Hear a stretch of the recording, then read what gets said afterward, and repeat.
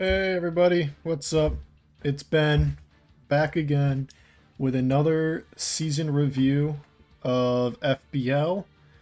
This season, I was in the Beast division. If you remember, last season I was in the Pseudo division, but I promoted up to the Beast division, which is the third lowest division in the league. So you can see our logo there. It's Nihiligo. These were all the people I was playing against. Bunch of cool people. Uh, Special shout out to Kuma, who was a good friend who was in the same division as me. Um, and I would like to shout out the FBL again and thank you for having me this season. I'm actually a mod now in FBL. It's just been a great time all around, so I really appreciate my time here. Um, I think I can kind of jump into it right off the bat. So I don't know if I'm going to go over this time. I'll obviously go over every game again still. I don't know if I'll go over so many mocks, mainly just because I don't really... One, I did less mocks this time, and two, I don't really have them. Like I was scrolling through, I have a good amount, but I don't have all the ones that I would need. I think I started slash hide replaying a lot, and that makes it so I can't find the mocks as easily as I used to be able to do, because I used to not slash hide replay. Kind of a bad habit, I know. But anyways, I think I'm gonna go start this off with the same segment that I started it off with last time, which is the draft. So kind of just go through my thought process for every Bond. So I believe I was the, I want to say ninth pick. Let me check that in team info. 1, 2, 3, 4, 5, 6, 7,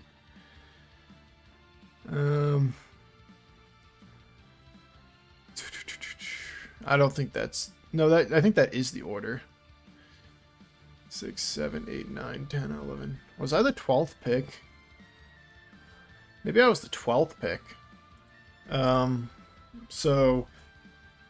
If I was the 12th pick, my first pick here is kind of crazy. I mean, I can just check rosters. 1, 2, 3, 4, 5, 6. 1, 2, 3, 4, 5, 6, 8. 9, 10, 11. I was for sure the 12th pick. Okay, so yeah, this is kind of crazy because with that first pick, I got Terapagos. So I've used Terapagos once before for a bit. I wanted to use it again. I think Terapagos is, in the past experience before this season, I guess I would describe it as effective. I struggle with getting kills with this thing. Or not getting kills, getting sweeps. I get kills with it. But I do think this thing's very good at a few things. One, it's probably the best spinner, if not the second best spinner. I think it's really good at spinning. Two, it's a really good trade bot. It can trade with pretty much anything thanks to its ability, which makes it really good at stopping threats, which kind of bleeds into 3. It can stop sweeps. If you're about to get swept, it can really effectively stop sweeps. And obviously it also is just a good, what's it called? It has a good potential to sweep, and people are going to be scared of it, right? So it has all those things going for it. It gets so many different moves. The most common is Terra, Starstorm, Earth Power, Calm Mind, Rapid Spin, or, this Earth Power can be any coverage move. That's the most common set, and I did run this a lot, but there's a whole bunch of other stuff you can do. My personal favorite set is Meteor Beam, because this always gets a really good amount of value with the Power Herb. And this usually can let you effectively 2v1, like a trade 2 for 1, or at least I find a good amount of success 2 for 1ing with this set. But the most common item on it is for sure heavy duty boots to effectively keep your shell up, and that's what I ran the vast majority of the time. Sometimes you want to run lefties on like the toxic set with like protect and stuff, or not even protect, but just like to get your shell back if you can. But that's a little bit greedy. and it doesn't always work out for you. I will say, Tropicos is like, in my mind, usually not a main star kills wise. At least I don't use it that way. It's usually I don't even want to say support piece, but like a glue guy, you know? Like, so, spoiler alert, I did bring Tropicos to every single week this season, and I do think I got my value for it. I think it was effective, but it's not my kill leader. It's like a very good glue piece who's always threatening and always can do something. Like, it was a 1-for-1 trade master in this season, and that's kind of what I view it as when I use it personally. I know it can sweep, but I just find to have trouble doing that often. I usually like using it early game to effectively break down the opponent's team or as a response to something unexpected that the opponent has.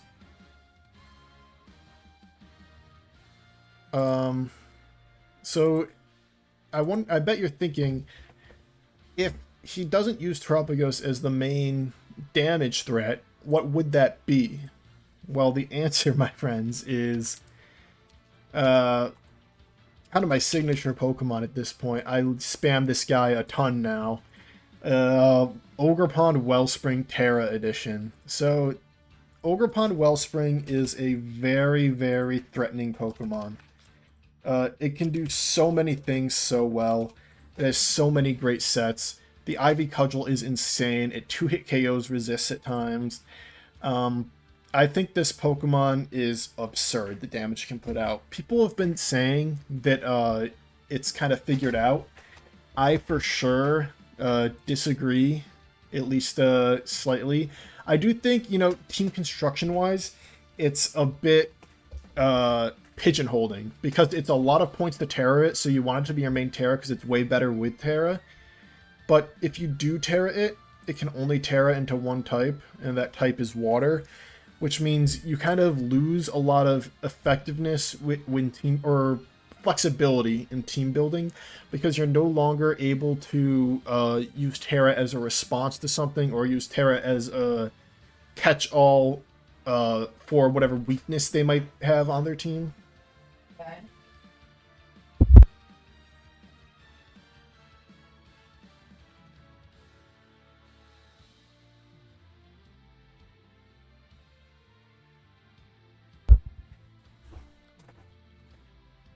So that allows you to so that kind of limits your team structure ability, especially if it's your only Terra, which, spoiler alert, Ogerpon is my only Terra on this team, because I needed the points. And usually when you have Ogerpon Terra, you want to bring it for the Terra.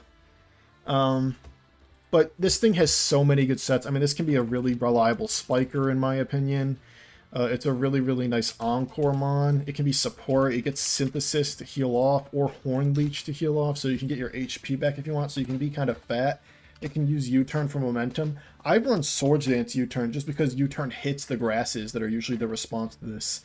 So Ogerpon Wellspring usually wants... and also the way Terrapagos and Ogerpon work well together, the reason is Terrapagos usually baits a Terra Ghost, and Ogerpon usually baits a Terra Grass. They can't do both. So if they can't do both, it opens up one of them to be way more effective.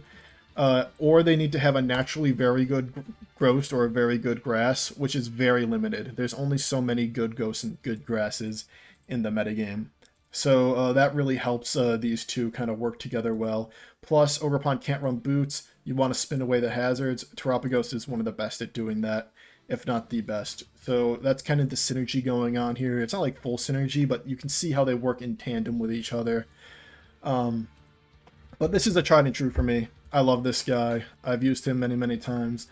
If we look, I pulled my stats up just to show this. I mean, this thing's my overall kill leader in like all of draft currently. I run this guy religiously. I think he's really, really good. People say he's figured out, or that he's like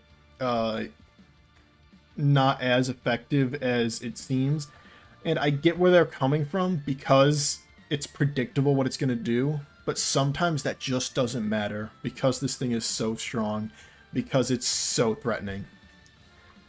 All right. But I think we can move on to the third pick.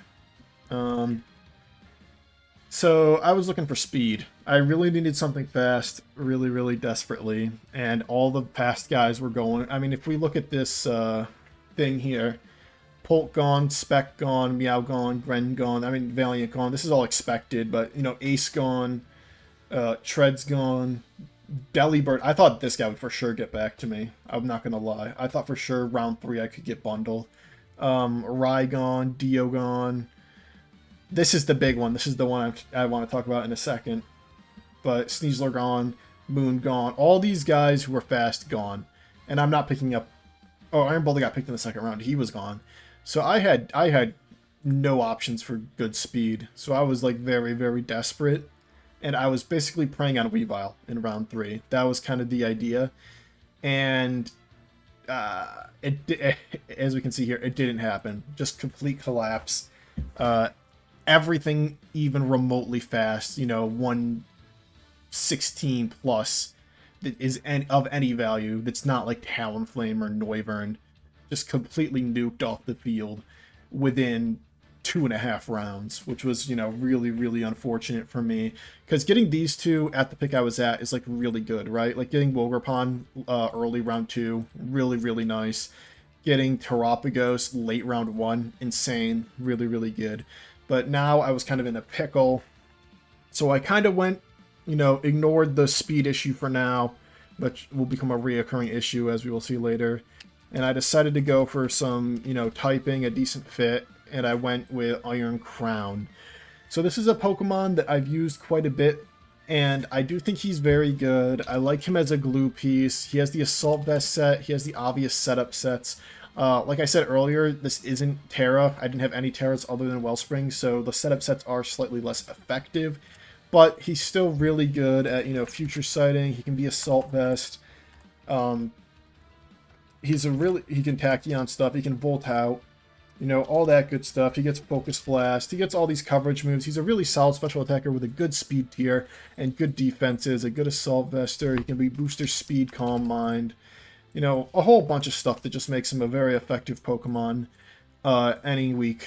You know, he can do something, which I really needed. And he's a really solid steal, which I really needed a very effective steal. There's like this range in around like the 13-ish points of steals, if we can go there. Draft board. 13. Metagross. Where's Crown? Is he down here? Metagross, Iron Crown, Jirachi. These 14 to 13 guys. And Scizor also. These 4, I feel like if you don't get any of these 4 steals, you're kind of looking at Empoleon, you're looking at Cobalion, you're looking at like Bronzong probably. Just not very good steals. I really think if you don't have any of the top tier steals and you get to this point, you need to grab one of these 4. I wouldn't count King Gambit in this. You need to grab one of these 4 or you're looking at a pretty tough time because steel is such an important type in Draft League. Speaking of important types, a Pokemon. So at this point, I was a little bit lost on what to do. So I went to my good friend, Manu, owner of the FBL, and I said, Manu, what do I do? How do I make this team work? Because I kept coming up with stuff and I didn't really like any of it. And he came up with a pretty good plan. And I'll give some credit to Matrix here as well, because he suggested this before Manu. And I was, you know, in general thinking about this Pokemon, but he came up with a team that had it on it, and I think it just made perfect sense to grab Crocodile. So what does Crocodile do here? First of all, it's a very solid ground. I always like to have a very good ground that I can rely on. In Pseudo last season, it was Hippowdon. Is Hippowdon very good? Debatable. You know, a lot of people says he isn't. But he was reliable for me. And Crocodile is a Pokemon I could feel comfortable bringing any week. It can do offensive, it can do defensive with Intimidate. It gets Rocks, it gets Knock, it gets EQ. That's really strong. And my personal favorite Crook set, especially after this season, Scale Shot with the loaded dice. I love this set with Moxie. This can get out of hand really fast. Crook having a way to boost his speed is really, really nice. But this Pokemon is simultaneously very threatening and can be a pretty key defensive piece as well. And it gives me a very nice ground and dark type that helps me out tremendously. It gives me a knocker, it gives me a rocker. It just, it's not Terapagos, because I really don't want to run Rocks Terapagos if I don't have to. It just fills a lot of slots for me and helps round the team out nicely. The speed tier is also nice. It's not super necessary, but it makes it so my team is consistently pretty fast. I don't have any like super slow Pokemon, but I don't have any super fast Pokemon. All my Pokemon are from 85 to 110 right now, which is, you know, not, it's like a medium range. It's not super fast, it's not super slow, but Crook's also a good Scarfer, so if I do end up with a relatively slow team, which, spoiler alert, I kind of do, I can move on, or I can mitigate that a bit with Scale Shot or with a Scarf. Alright, so next up, what does this team need? Well, one of my main offensive driver, Iron Crown and Crook and Tarop are all pretty strong, so this team's strong in general, but my main offensive driver is Wellspring. And Wellspring's biggest enemy is grass types. Dragons, you know, they're unfortunate, but you can always play rough a dragon. You can U-turn a grass, but that means you're switching out, so you're losing your +2 if you're Swords Dance, or you're just straight up not Swords Dance. So in order to deal with grass, I need a very effective ice. So I was looking at Kyurem. But unfortunately, once again, I believe Kyurem gets picked right around here. No, Kyurem got picked way beforehand. So I was thinking of Kyurem, but it got picked way beforehand. So what's the next best thing? In my opinion, sometimes better. My guy, Big Baxcalibur. So I really, really like Bax, and I'll tell you the main reason. Iceshard. Kyurem doesn't get this move. And I think this is one of the better priorities in the game when this thing has a choice band. This is my personal favorite back set, is like Glaive, EQ, Shard, whatever. It could be Crash, but it could be whatever coverage move you want. Backs. This is the classic from back when it didn't get Scale Shot, like you either ran DD or you ran Band. This is from like way back, pre-DLC 1. But now they get Scale Shot, people like Loaded Dice, and I really like Loaded Dice too, and I especially like it here because, like I said, I need to boost my speed with my backs. But, what's it called? Bax is insanely strong. This priority Ice Shard hits like a truck because of its massive attack stat and its choice band. And, Bax in general can really, really pressure grasses. It can come in on grasses pretty well because it's so fat and it resists grass thanks to being a dragon type. And it can pressure them massively, which helps Wellspring immensely. So I really, really did like having Bax here. I thought that was a very good pickup for me. And it's also a Pokemon I've won a league with before. It's someone I'm very comfortable with. It can get out of hand with Swords Dance. That makes its Ice Shards even stronger than a Choice Band would. It can get out of hand insanely with Dragon Dance as well if people don't check it right. In general, Bax I think is a little bit underrated. It's way stronger than people give it credit for. Yeah. So the next guy that I picked up was Quillfish. So this is a second Intimidator. This is a Swift Swimmer if I ever want to gain speed, because like I said, my speed is quite low. And importantly, it's a Spiker and a Toxic Spiker. I didn't have a Spiker yet. This thing also gets Flip Turn. So this thing's a very, very nice enabler of my other guys as a hazard setter. And it can also intimidate physical attackers, which will allow my other Pokemon to set up. Because at this point, I've made a very, very heavy setup team. Calm Mind Tarop with Rapid Spin, Trailblaze SD, Scale Shot, DD, Swords Dance, Scale Shot, Crook, Calm Mind, Iron Crown. I've pretty much committed to being very slow because all the fast guys that are left are pretty cheeks, in my opinion. I really don't like them. So in order to gain speed, I either need to be Scarf or I need to set up speed. So that's why I'm kind of committing to these like Loaded Dice duos and these booster speeds, and these rapid spins, and these trailblazers, and these artificial ways to gain speed with one turn by threatening people to switch out so that I can get that speed advantage. And I think with all that set up, it's really nice to have a reliable spiker, and I think Quillfish is that. So I was very happy with the Quillfish pickup. I think Quillfish is just a really solid mid to low tier guy that's always worth having on the squad. Next up, so I really didn't want Ogerpon Wellspring to be my highest speed on the team, and that's pretty much the only reason this guy was picked up. It's Raikou. So Raikou's an okay Pokemon. Without Terra, I think it's very limited, as a lot of like solo electrics are. But it's pretty fatter than you'd think. Like 100 SpDef, 90 HP, that's pretty good. Even like 90 HP, 75 defense is alright.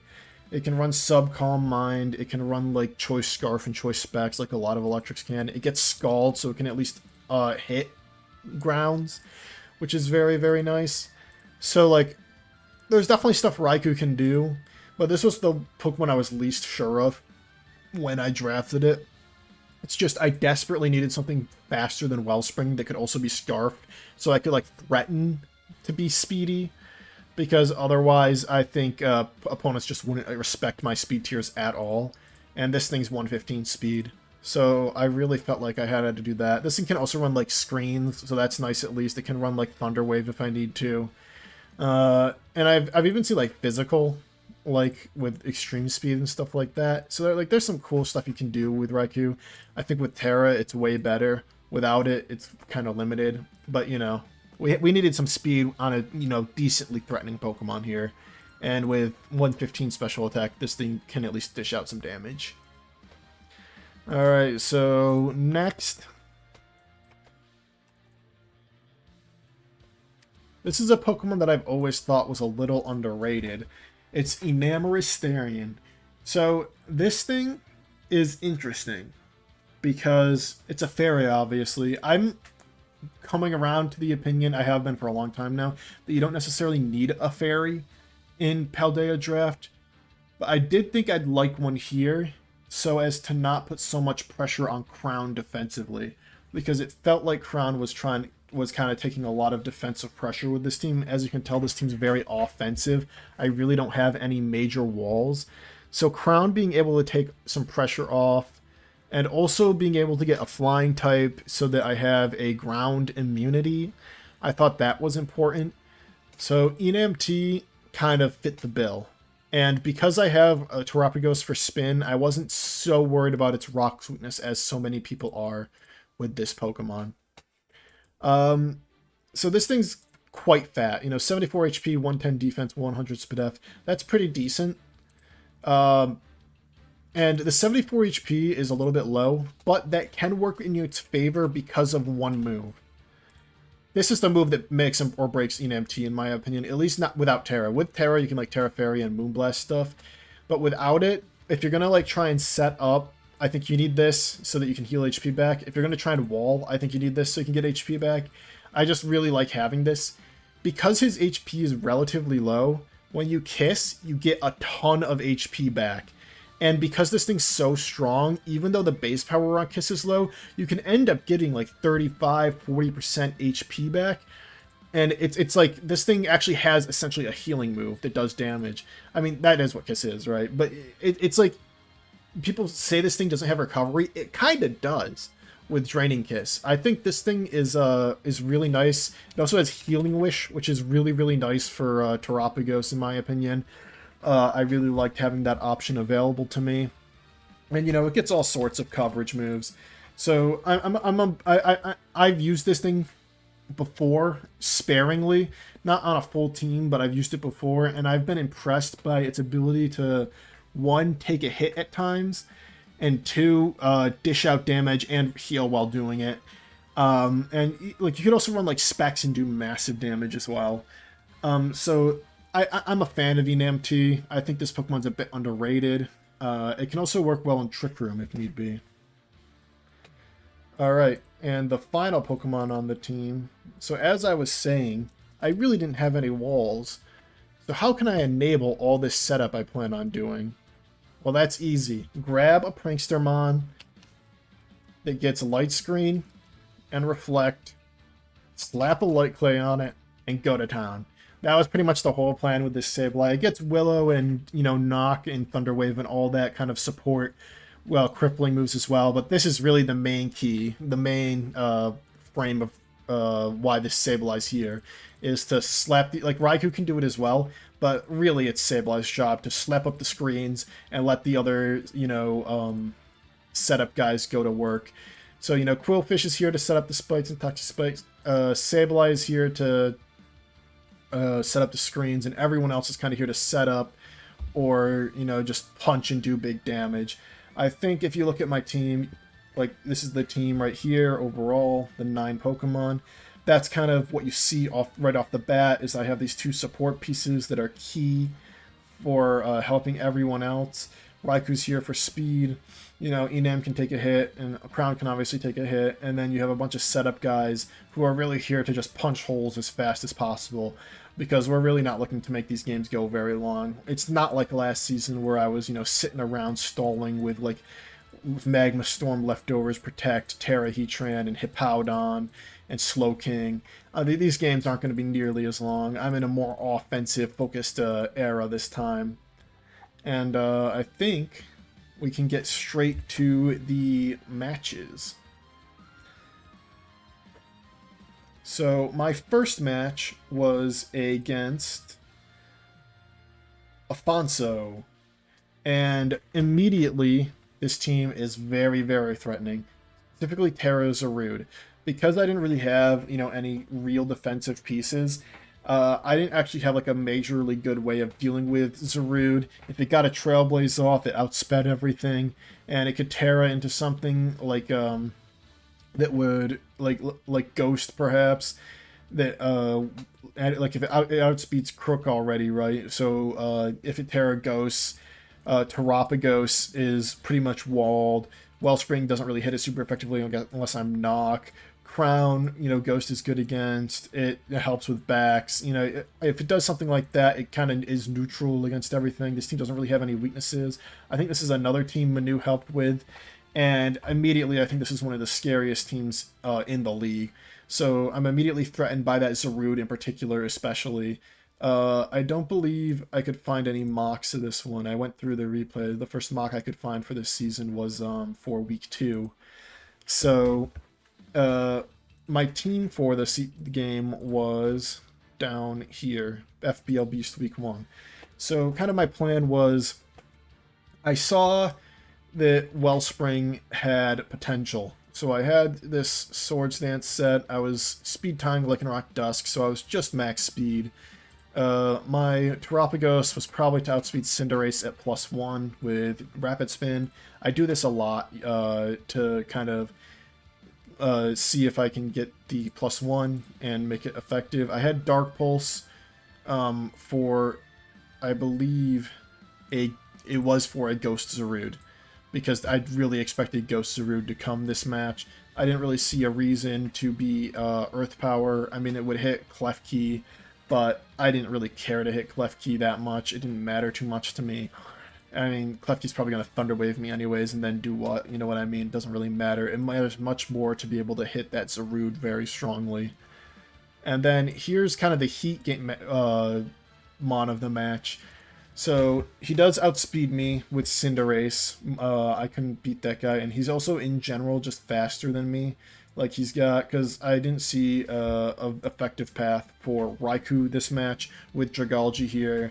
You know, Lando would have to surf it, and then especially Zarude, I really couldn't get around with Raikou, so that guy couldn't come. So like Cinderace, Lycan Dusk, if Zarude gets the +1, you know, a Scarf Lando could also. The speeds were all like really tough for me, so I needed to get some speed back, and the way I did that was with this Scarf Quillfish, because if the Lando isn't Scarf, you know, this thing outspeeds Cinderace, it outspeeds Dusk, it outspeeds Lando, kills them all with Liquidation, and it can also, you know, if it's like a Grass Zarude, if the Zarude isn't Terra'd, it can gunk it, and even if it is Terra'd like Ghost, that can still outspeed and get a, what's it called off, a Liquidation if he's not, if he's Ghost. And at worst, I get an Intimidate off on it, right? And, you know, I can gunk.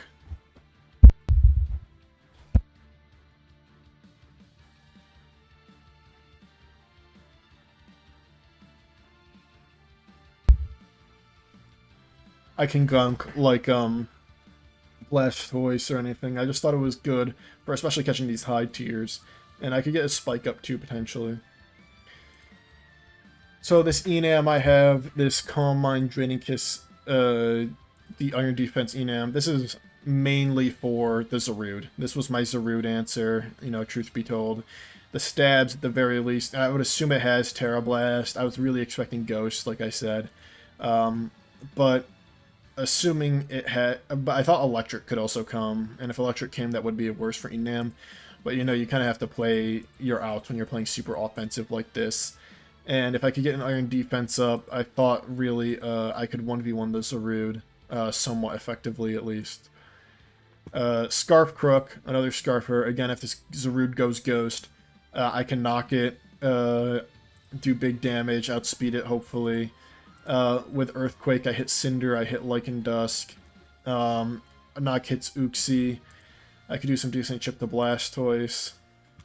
Gunk, I believe, was for a potential Fairy Zarude, if that ever came. And then finally, I have Choice Band Backs, my aforementioned favorite set. So, this thing was, you know, just here to punch massive holes. Glaive is really, really good into everything but Klefki. That's kind of the problem with having your Steel and Fairy in the same mon. Glaive actually 2-hit KOs or OHKOs everything but Klefki. So, it kind of makes it somewhat effective to have the ability to just, or it kind of makes it somewhat easy to kind of just predict that they're going to go into their Klefki, because that's really the only option you have, so you can get an EQ off, because if they don't go Klefki, they kind of just lose a Pokemon. You know what I mean? So that was kind of my reasoning behind this. It's all just pure offense. I'm looking to punch him in the throat and kick him down as fast as possible, and basically pressures Zarude into not having the ability to set up because it just can't get a move off. Like I said, I don't really have a mock for this. I did mock for it, but I just couldn't find it. So I think we can jump right into the match. And this is the match. So let's start it. So like I said, I expected Ghost, but it was Electric Zarude. So that's worse for my Enam for sure, so I have to keep that in mind.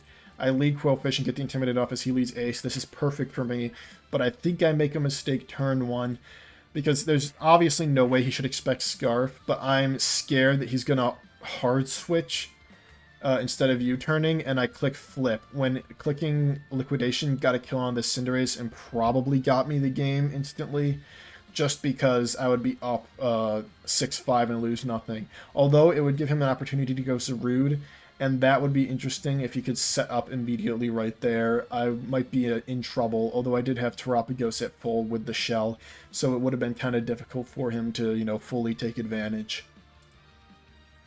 But I decided to go Enam as he U-turns. And Lando comes out. And I switch, expecting a Sludge Wave directly back into Quillfish. And it is going to be a Sludge Wave. So this is obviously, you know, a pretty... it's not that tough of a read because he really can't Earth Power. So, like, anything else he does, I live anyways. And I don't super need HP on this Quillfish. It's already super fast. I guess to live a Cellar which I still do. So, especially if I get the -1 Intimidate, that is. So now this is an obvious flip because he knows I'm Scarf.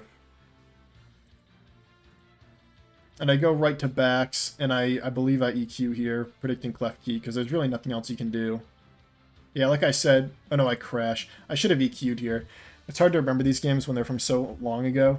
I 1000% should have EQ'd here. I suppose the reason I didn't EQ is because if he stays in, I don't for sure kill.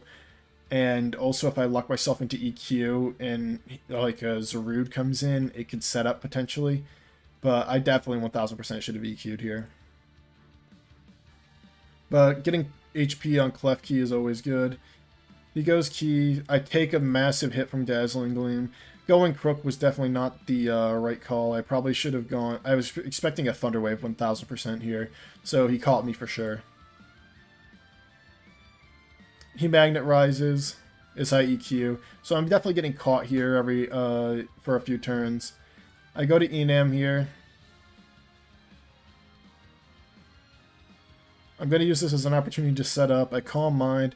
And now I'm like, okay, so I'm going to live this whatever move he goes for. So I'm just going to Earth Power for Chip, and he flips knowing that I live. And Dusk comes out, and I kind of have to just let Enam T go down. With him, his Zuru being electric, it's not like super useful anyways. And I had nothing that really wanted to take the Stone Edge with Crook being so low. So I go back to Quillfish, knowing that I live in a Cell Rock thanks to the -1.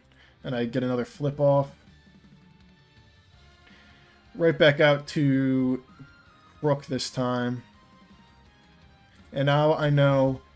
Okay, so here I know... I probably actually should have gone, in retrospect, you know, it's always good to learn. I probably should have gone backs, knowing that, what's it called? Keys was probably going to come in again, and I should have EQ'd. But here, instead I go Crook, and I go for a knock, knowing it kills, and knowing that Lando is for sure probably coming in expecting the EQ, because nothing else really wants to take it, except for Zarude, maybe. So I go Wellspring, and I just kill Lando here. So this is kind of where the game's about to turn around for me. Ace comes out, I Terra, Water. He U-turns, because I was weak to it before, but I'm not now. Drag comes out, but I just Cudgel, and it kills. And this is going to be a game-turning play here. He misses the high jump kick. This for sure mattered in the end game. I don't 100% know if I lose, but this game becomes really close, and I think without it, it definitely really affects how the game plays out. But he continues to not go Zarude. So, you know, he goes Clef Key. I just stay in and get the chip, because this key is really annoying, especially for my backs. I Cudgel again, I kill Keys. So now Ogrepon's, you know, collected 3. He kills me with Trailblaze, but this gives me a free switch into backs. I really don't think there's a way he can, like, one-shot me. Like, knock... Yeah, like, so he knocks. It does a lot, but I was pretty positive it wouldn't kill me. And I get the EQ off, and because he knocked me, I can shard after. And then I just shard again for Chip. No reason to preserve Diff. Tarop has its shell because of the boots. Yeah, GG, I guess. It for sure mattered, so that was tough. And I just rapid spin away the rocks. He's banded for sure. So, with the +1 speed, I outspeed, and I get the kill on the Lycanroc Dusk. So for sure, a very, very close game without that high jump kick kills. Who knows if I win? I was definitely getting cooked in the beginning there. I probably should have angled my Baxcalibur a bit better. But I still had my Terapagos in the back for Zarude if he ever tried to set up with that.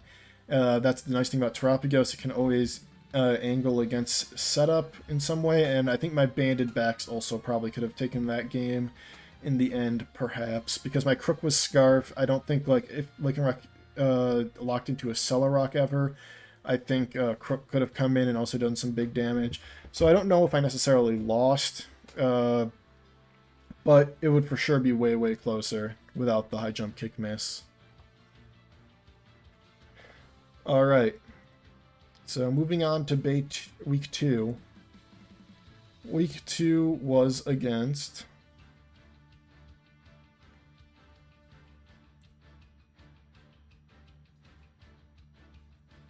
Riddle.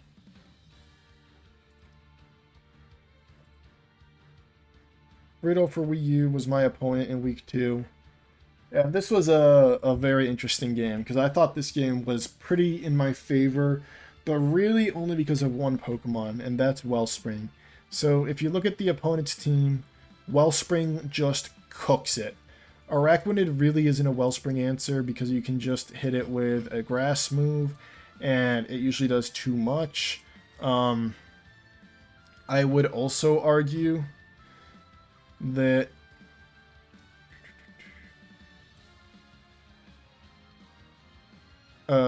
War Turtle and Serena aren't really answers to Wellspring. Serena's okay, but you can just U-turn on it. Like, they really just had no super great way of dealing with Wellspring. So, and I also think Bax was very, very good this match from preview. Valiant was very scary into me, though. I couldn't deal with Valiant super well. It always, because, like, it can hit Crown, it can hit Quillfish, and then obviously Fairy's very good into me. Like, if we go to the, my team, you'll notice my team's main weakness is Fairy. Fairy and Ground, basically.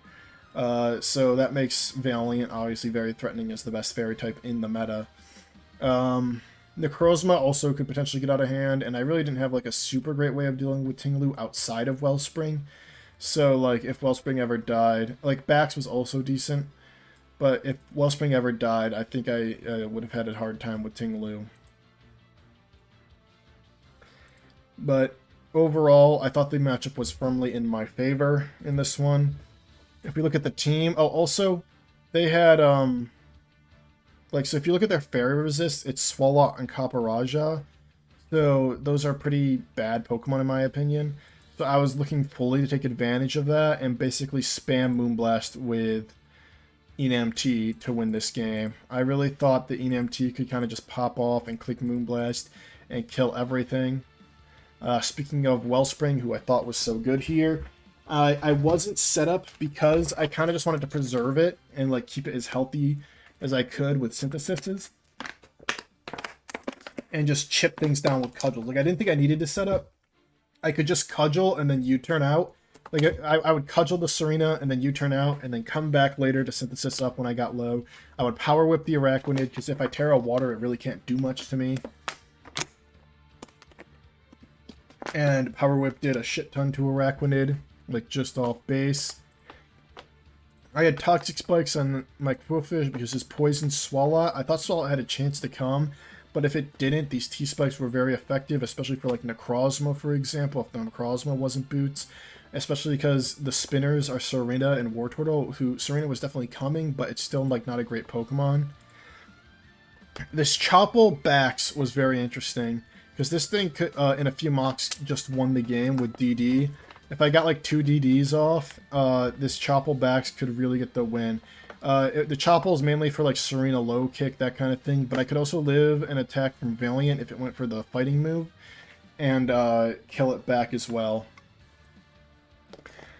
Standard Terapagos, but with Roar for the Necrozma, in case it got really out of hand.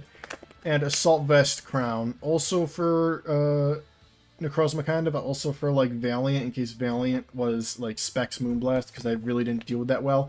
And also for Thundurus, I needed to take a hit from Thundurus. I didn't have like super great options on this team. I think I changed the team later. Yeah, I put Crook on because I couldn't deal with Valiant so well. And this Crook, this defensive Crook also really helped with gouging, because gouging sometimes get out of hand.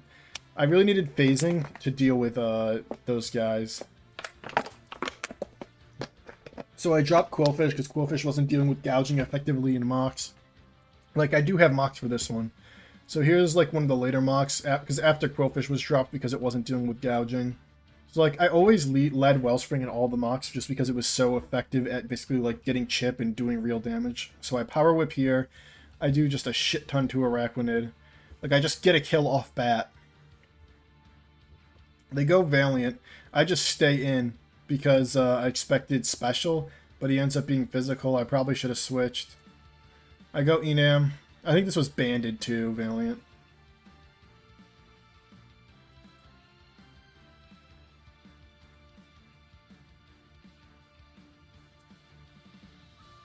So, like, he's Ghost Necrozma to keep the rocks up. Yeah, it was banded for that CC to kill.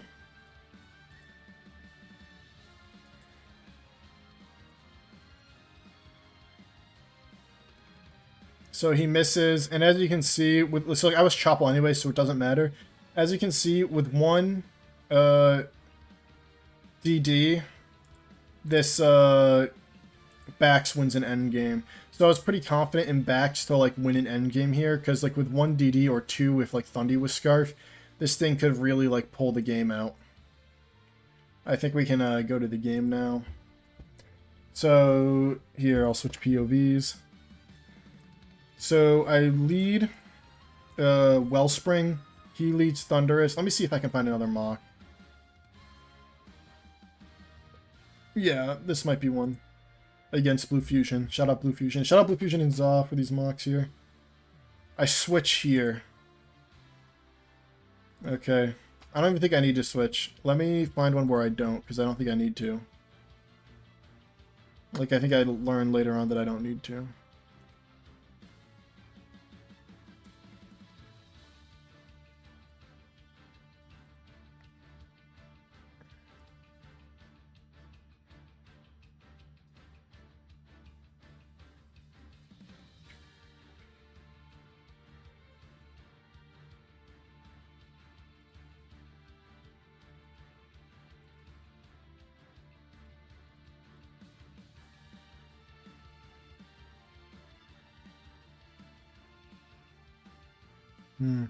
I can't find the mock, but in one of the mocks, I led Wellspring and I Terra'd, and I like, even if it's Scarf, I live, as long as it's not Terra Electric, I live the Thunderbolt, and then I Oko the Thunderous with Ivy Cudgel.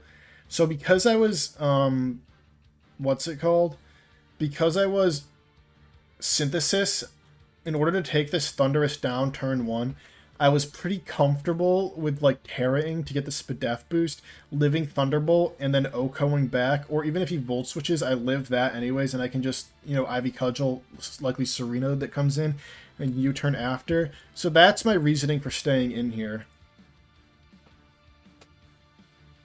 Because as we will see here, he crits me. So this crit is obviously huge, because in all my mocks, Wellspring went like nuclear. Like, there was no real answer. It outsped, you know, so many... It outsped Gouging, and obviously Ting and Serena did massive damage. It outsped Arachne, did massive damage. If it was Special Valiant, it could tank one. Even if it was physical, it could tank one as long as it wasn't banded. And, like, it could obviously Oko this Thunderous, too. So it's just really unfortunate that I get... what's it called here? And I had to Terra, because if he Sludge Wave and I don't Terra, I do get Oko'd. So, I like, there's just no way for him to kill me unless he crits, so it's just really unfortunate, because, like, I know so many turns where I can get the Synth. So, it's just super unfortunate, but I do get him right back, because this Moonblast does way more than he was expecting, I think. This is probably Spadef, but this thing's just way too strong. Shout out to the house nicknames, by the way. I don't know if you guys see that, but all my guys are named after house characters. And I get Iraq right away. But losing Wellspring is just so deflating immediately. And I'm like, alright, this is going to be a bad game. So I go Crook, because that's my answer to Gouging. He DDs. He Crash. It does good damage, but not enough. He DDs again. I think I Detail here. So, like, that's good.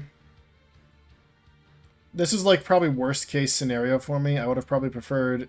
it's probably not worst case scenario. I knock. He spins. I go Enam. He predicts that and goes Thunderous. I think that's what happened there. That's a good call by him. So I know this is Scarf, so I Volt. So I go Crook, expecting an electric move. I detail out Serena, just because I know that's what's coming in, and then I go for Rocks here, as he, I believe, gets a Spike. I go Enam. And I believe this is a big misplay as well. I Healing Wish, I 1000% should have just Moonblasted.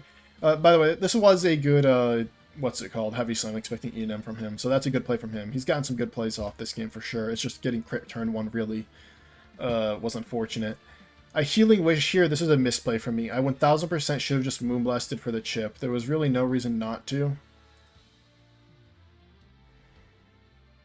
I go to Rop and I start trying to... This was also a misplay, I think.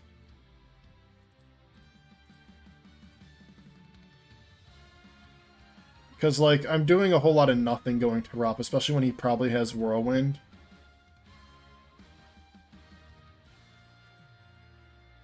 So he Terra Blasts me.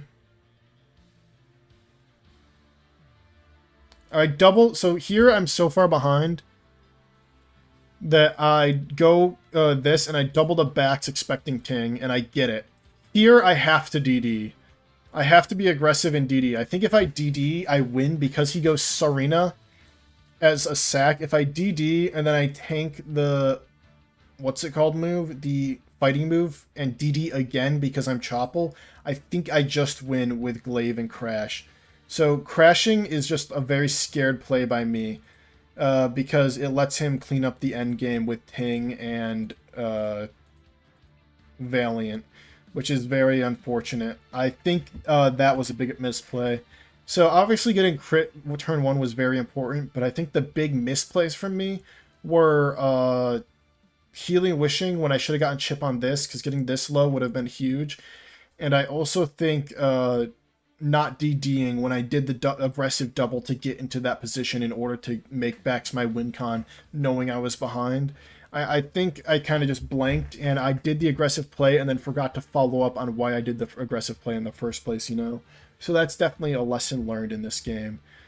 Something to, you know, think about for next time. So for week 3, I was playing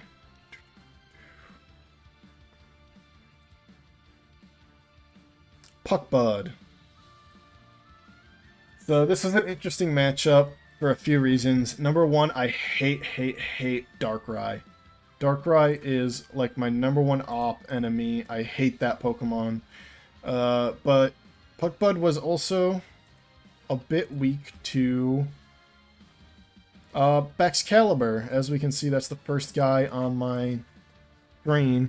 Obviously, he has Bronze on, but I have Crunch for that. And Scale Shot, Icicle Spear kind of owns everything else, especially because Rotom Heat cannot burn me, so instead he has to T-Wave me. On my side, I have to deal with a Terra Duck, which is very, very scary, because it can Terra into something that hits Quillfish, and then I'm in a really tough spot. Serperior can be annoying with Glare.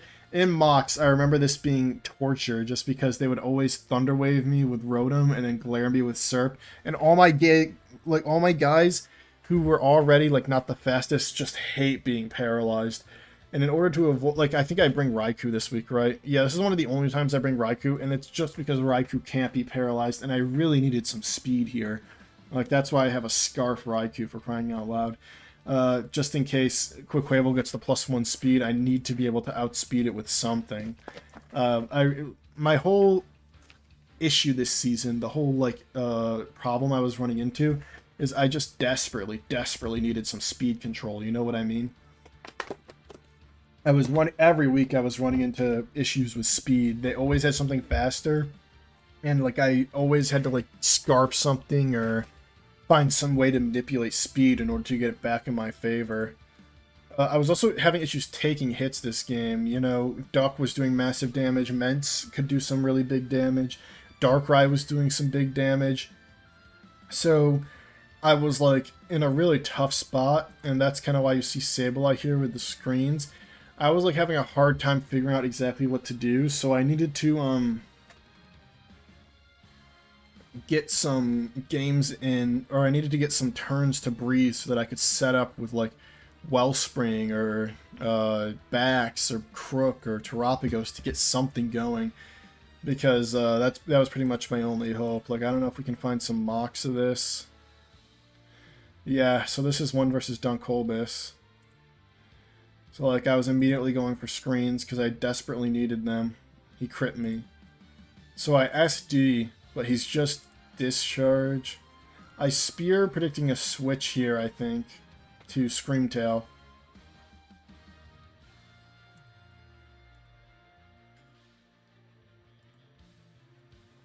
Okay, so he just gets... Hold on, let me find a better one. It was originally Sub Raikou, but it just never worked. Yeah, he was this Glare shit. This thing was actually like really hard to deal with.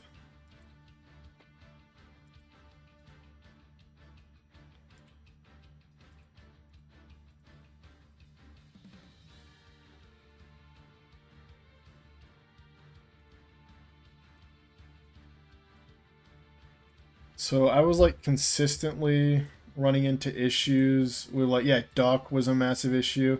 So this is what I meant earlier when I said like if something's sweeping you, Terapagos can kind of just save the day. It does that here in this mock. This is a Scarf Glamora, so it's like causing major issues.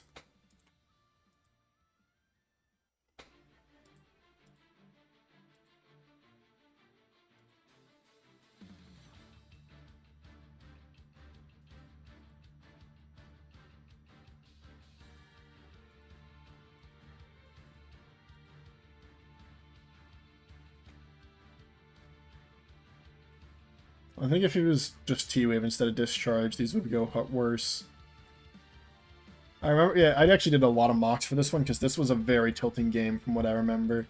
I was just having a really hard time finding an angle that I really liked. Even though I'm winning a lot of these mocks, I need to find some of the ones I lost because I know for a fact I lost a lot of them.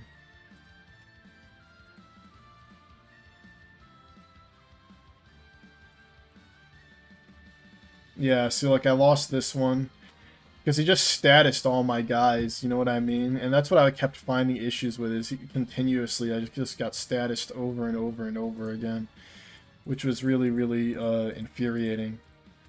But eventually I got a mock with my good bud Central, shout out Central, and I found, because you notice all of these have the Quillfish, but eventually, none of these have Crook. They have, who do I have instead of? Yeah, it's Quillfish. Quillfish is all these have Quillfish over Crook. So what did I do? So it was Central who was like, I think there's a Crook angle here because with the scale shot. So like I think there could be a Crook that could work. And lo and behold, we did a mock with it, and it did pretty good. It applied pretty good pressure. So I decided to run with that just because in mocks I was getting so frustrated at all the status. At least Crook can't get Thunderwaved, right? Because this thing was Thunderwave. Glare, I mean, he get glared, but at least it couldn't get Thunderwaved, you know, by like Rotom and stuff and all that. So we go to this game in week 3. We can close these out against Puckbud. And we started off, I got my Sableye against his Duck. Reflect, I get Light Screen. He's Sub, which is already annoying. I go Raikou, and I see his Hypnosis, and I'm like, oh, here we go. So, for those of you who don't know, Darkrai is my least favorite Mon ever to fight. I hate this guy. And this is one of the big reasons. I hate the Hypnosis shenanigans with this motherfucker. This guy sucks so hard with Hypnosis. He makes him so much harder to deal with.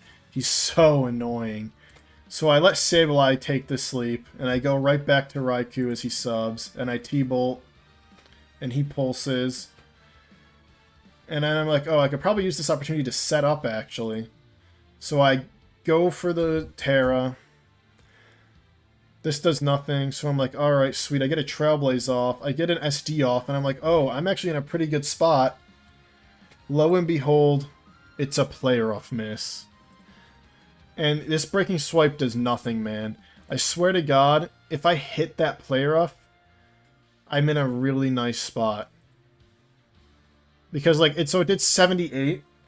So the next turn, I probably just kill this. I'm not too greedy, and I'm at +1 speed, +0, and he's in like a pretty awkward spot. Zong will live one, or I probably SD and then I play rough. So like Zong will live one, but I get Ments and I get Zong down really low, which really helps backs. It's just so devastating. It's so devastating to miss that play rough. And it's 2 weeks in a row where something big happens with my Wellspring that makes it get 0 kills. It's just so sad. So this is a, I probably should have seen this coming, but with all my scale shot guys, this Mudsdale is like massively defensive.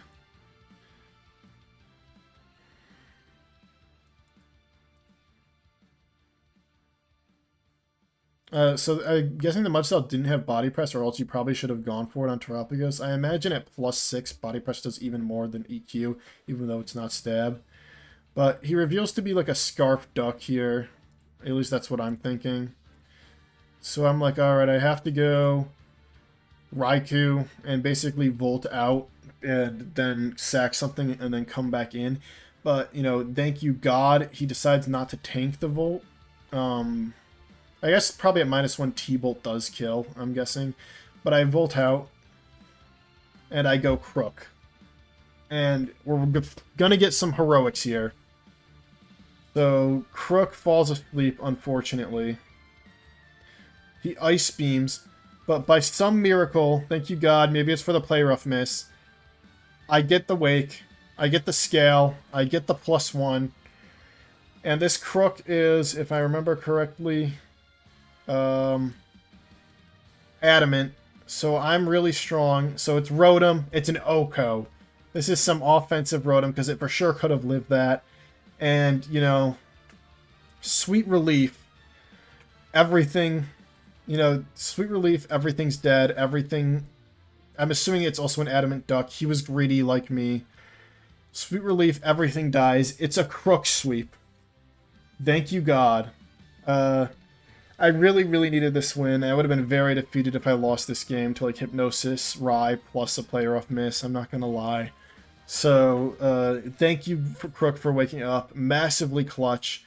And the mocks for this were just so annoying. I would have been so defeated if I lost this.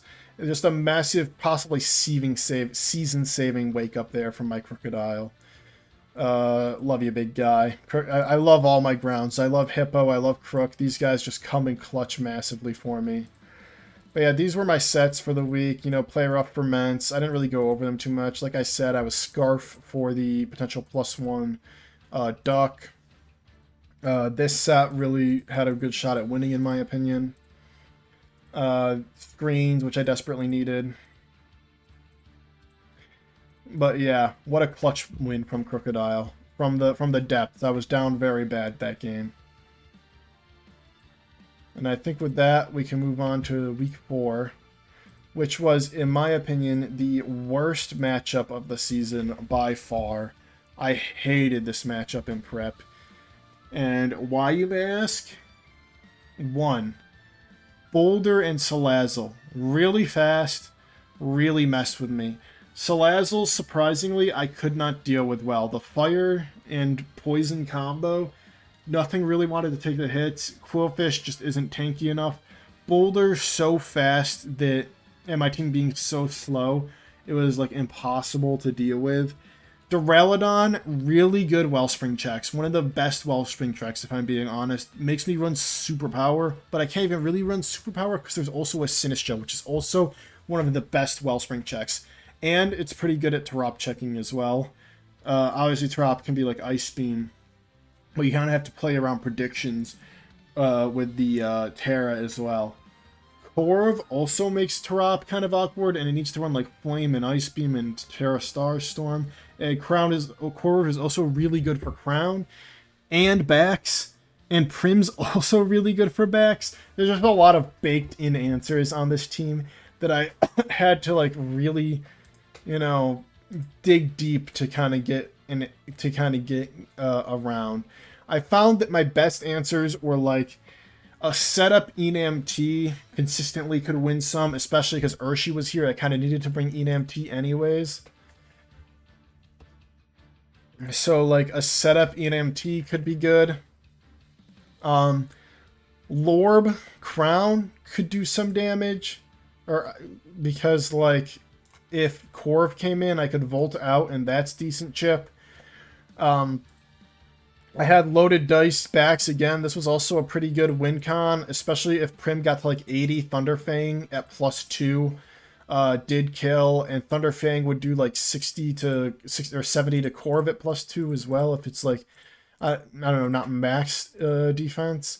Spikes Ogre. This is what I pretty much always bring into Sinistra.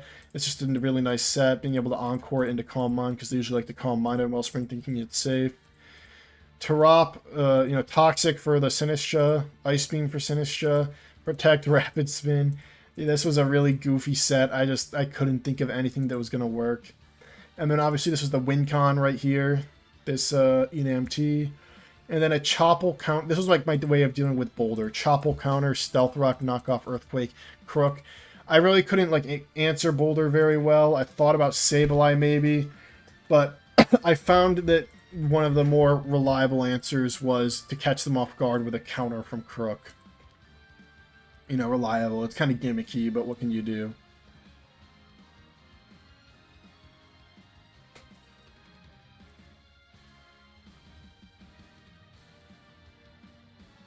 So, like, here are some of the mocks for this one.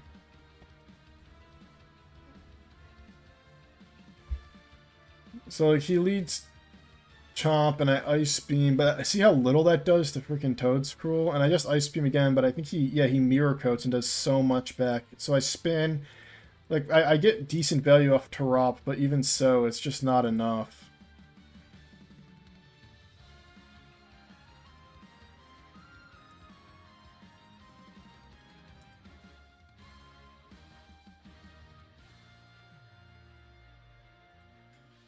And like Sinistra can also just Terra Fairy. I'm just consistently like...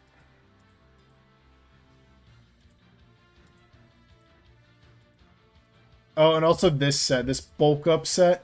Because a lot of my guys are physical attackers, this bulk up set continually like cooked me, dude. I got rid of Moonblast for Draining Kiss because I couldn't deal with it. I had a lot of mocks, like, just throwing myself against the wall, trying to figure out how to deal with this. This is, so, like, yeah, like I said, ENMT was one of the only ways I figured out how to, like, kind of, like, sweep a bit. And he was even Wakan. So I got lucky there. I thought about being, like, set up knock, but I thought Cobra was super obvious.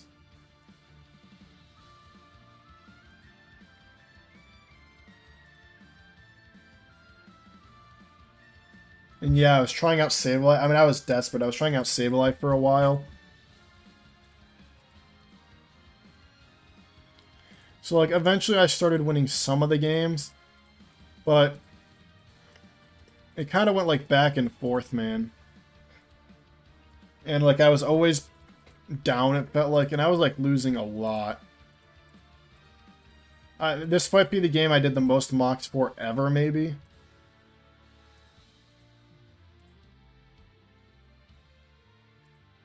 And eventually, I kind of just... I don't want to say gave up, but was like, okay, I have a plan that works sometimes. I kind of just have to go for it at some point. You know what I mean? And so I went for it. And I led Wellspring like I was planning. He leads Salazzle. I Terra. And yeah, I Cudgel because I thought maybe he might stay in with Salazzle and like Willow. Because I saw that in mocks sometimes. Here I just Spike. He misses Stun Spore. So I go Tarop to get Stun Spored. And like consistently week over week, I just continue to see these people run Thunder Wave and like Stun Spore. Basically any like Paras. Like I had nothing but tank Paras was one of my main issues. I Ice Beam to get Sinistra low, and he misses Stun again. So I'm lucking the shit out of him, which is, you know, really good for me. Because this matchup was so bad, I would take pretty much anything. And I leftovers back to 100. So, like, I've kind of, like, lucked my way into a pretty good position here. And he does Willow my Tarop now because I am, what's it called? Leftovers.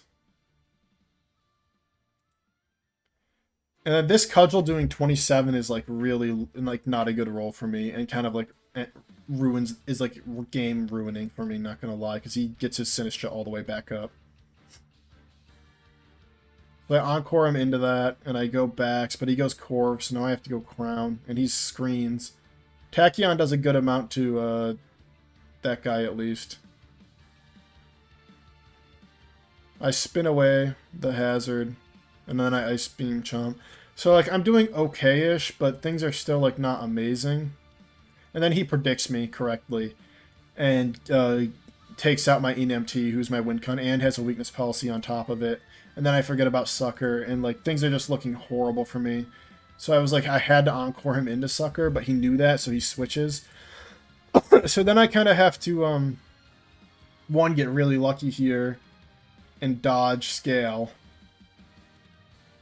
And dodge Stun. But I'm in, like, a really horrible spot. I get a flinch. And then I get into a crit. So I'm, like, lucking the shit out of him in, like, a horrible matchup. And then I shard for Chip. And then he suckers me. And then I crit again with Cudgel. Granted, that's a high crit move. And then I'm Synthesis. And, like, at this point, I'm, like, pretty sure that I've won the game. Because I have the counter Crook in the back. So, like, I go Crook. He Brick Breaks, but I've got the Chopple. And I counter him to kill him. And then I'm pretty sure he's, like, screens, and he has no, what's it called? So, no Roost. So, Crook is able to take out Corv, and I do win in a very, very hacks-filled game, no lie. This matchup felt horrible for me, to just, even if it is by luck, to just scrape away with a win.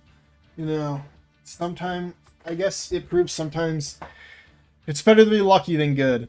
Because I definitely needed luck in this game. You know, the Crook worked at least, so like some of my sets worked, but I got outplayed on the Urshifu for sure. Lots of lessons learned here, that's for sure. My Tarop worked and my Crook worked, and my Wellspring kind of worked, but Bax had to get lucky to do anything. Crown was pretty ineffective, and Enam got caught. So, you know, not the greatest showing in the world for sure. But we do crawl out of week 4 with a 3-1 record overall, which is pretty good. And then week 5, this is a fun one. This is against my good friend Kuma. Let's go. So I saw instantly that I had Kuma on my schedule, and I thought that was very fun. I liked that a lot. So I was looking at this matchup, and I was like, finally, have a good matchup. Unfortunately, Kuma's team wasn't the best this time around, and I immediately noticed that I had a pretty good matchup. Terapagos, very threatening.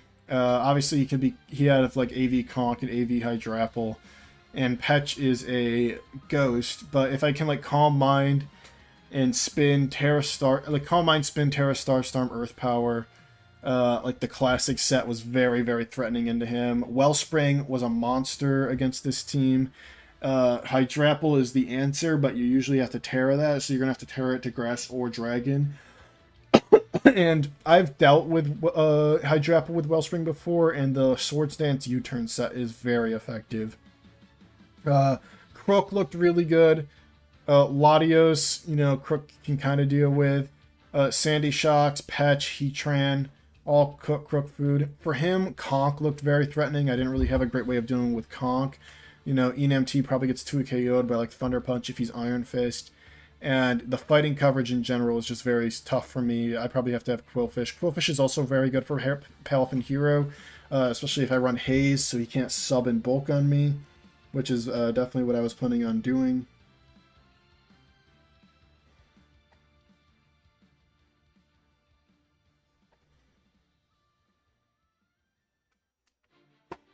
So it's like, I definitely, like, he has ways of winning. And Bax also looked nasty in this match. The Fairy was Grimmsnarl, so, like, Glaive was relatively free. I definitely brought Brick Break to this match for a good amount. So, like, my team was, let me see if I can find it. Week 5 versus Kuma.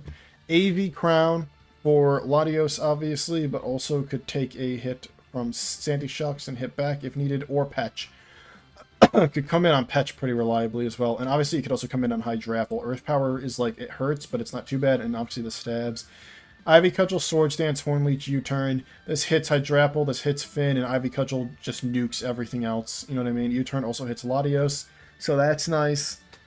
Having a move that can hit a potential Terra Grass, Hydrapple, as well as Latios is just really nice. And U-Turn also can just give momentum. Helmet, Quillfish, obviously the Fin answer. Has Haze in case he's sub-bulk up, but also the Spikes. His removal is Talonflame, so Spikes are just really, really good into him in general. AV, Crook, good for Sandy Shocks, essentially. And it can also be a temporary Latios check as well. Sandy Shocks was essentially the like a very threatening Pokemon if Crook wasn't here. Like if I go to the mocks that I did.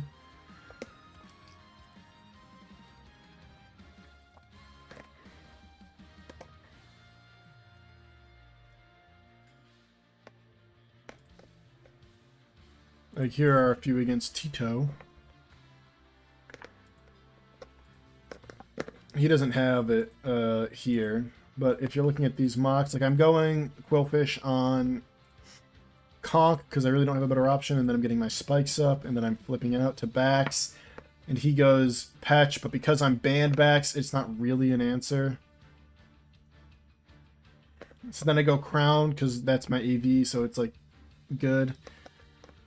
And then I Tachyon, get rid of that balloon, and I Volt out, and I get my backs right in on the guy, and I Brick Break Grin.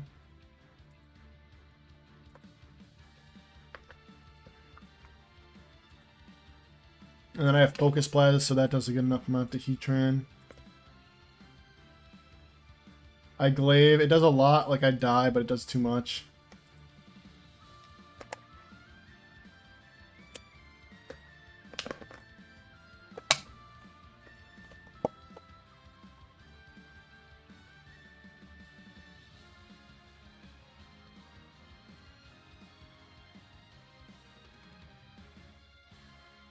So, like, Crown was really popping off in these mocks, if you're noticing. Crown was just doing really well. He didn't really have a great answer for Crown. Nothing really wanted to switch in.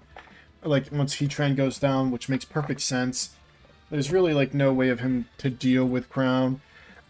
If we look at this mocks here, when Sandy Shocks is here, like, my answer is obviously Crook. That's why I'm consistently leading Crook, is because I fear that Sandy Shocks is the lead. Crook was always going to be my lead because of that. Because the other lead I was seeing was also Latios, and Crook dealt with that pretty well. I was this Power Herb Terapagos, fearing exactly what I was seeing in mocks, which was Balloon. What's it called? Balloon Petulant to stop the spin, and also like a potential because Calm Mind, Rapid Spin, Earth Power, Terra Starstorm was so strong. I thought he might be Balloon because it walled it 100% and could like basically do whatever it wanted to it. And then I was obviously banned Bax because, like I said, Glaive like was really free. So we look at the game,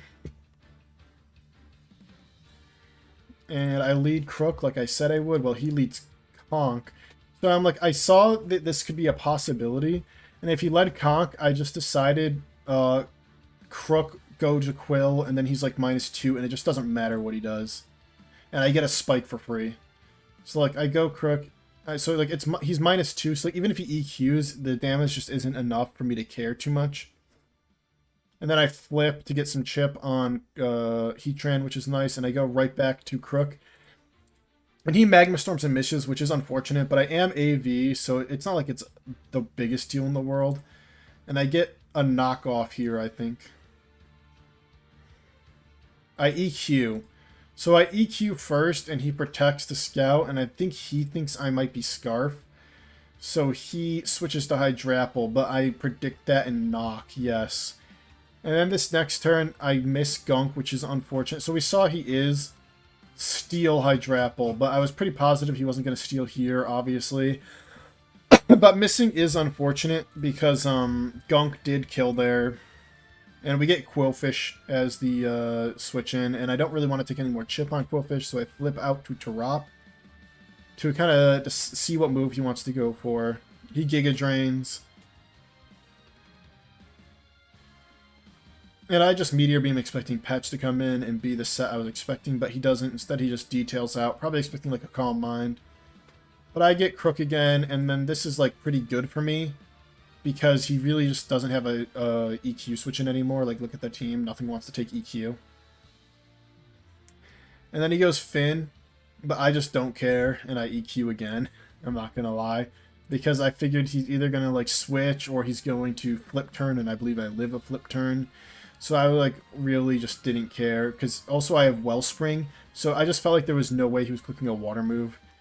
He really should have expected Wellspring to come in. And I EQ, and Sandy Shocks goes down. Conk comes out, I just go right back to Quillfish. He EQs again, so he's getting these reads right, but at this point it probably doesn't matter. I get another spike up, and he reveals that he's boost, which makes sense considering he has no removal. I go hard Crook. I probably should have just gone immediately to Crown, but I didn't, and I rectify that mistake by going Crown after. I get a Psy Shock off as he parting shots out into Heatran, and I Volt out for just a little bit of chip. And I just sack Quilliam at this point. He misses the Magma Storm. So that's unfortunate, obviously, because it lets me get a little bit of flip turn and keep this sack. I go Tarot. He just hard Terra Blasts. So, like, the Magma Storm misses are... Like, he misses another one. The Magma Storm misses are unfortunate, but I don't know how much it matters in this game. Like, I think the game becomes closer, but ultimately I still probably win. I just go Quillfish again. And then I go to the Ogerpon, and he's just going to clean this game up real quick. Ivy Cudgel into Horn Leech into the Patch is too low, Ivy Cudgel. So, a pretty dominant game here. This really helped me gain my confidence back, this one. I thought I played it pretty well, and I didn't reveal my backs. And Crown really only hit the field temporarily, too. So, I was pretty happy with this game overall. It went basically as planned. Even though he was getting the turns right with Conk on Quillfish, it really didn't matter because I was still getting value, getting my spikes up and getting the flip turns off. This probably would have been a 3-0 or a 4-0 if I missed, because I was like trying to sack Tarop and I was trying to sack Quillfish to Magma Storms. If he hit the Magma Storms, I'd probably like lose both of them and maybe like Crook in the process as well if he hits like every single Magma Storm. But I still feel pretty confident in my ability to win the game overall. So I was pretty happy with my performance in this one. On the exact opposite side of the spectrum, we have versus Crysight. So this was an interesting game. It was the Spectrier game.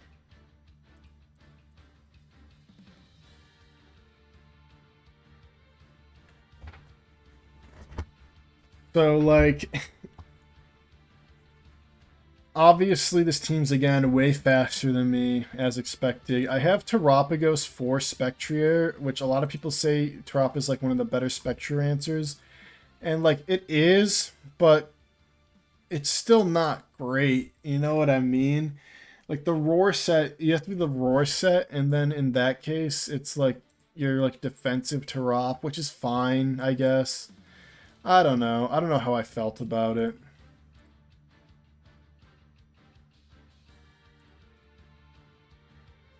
So, like, here are some mocks. I was setting up hazards. Basically, Wellspring was doing really well in mocks.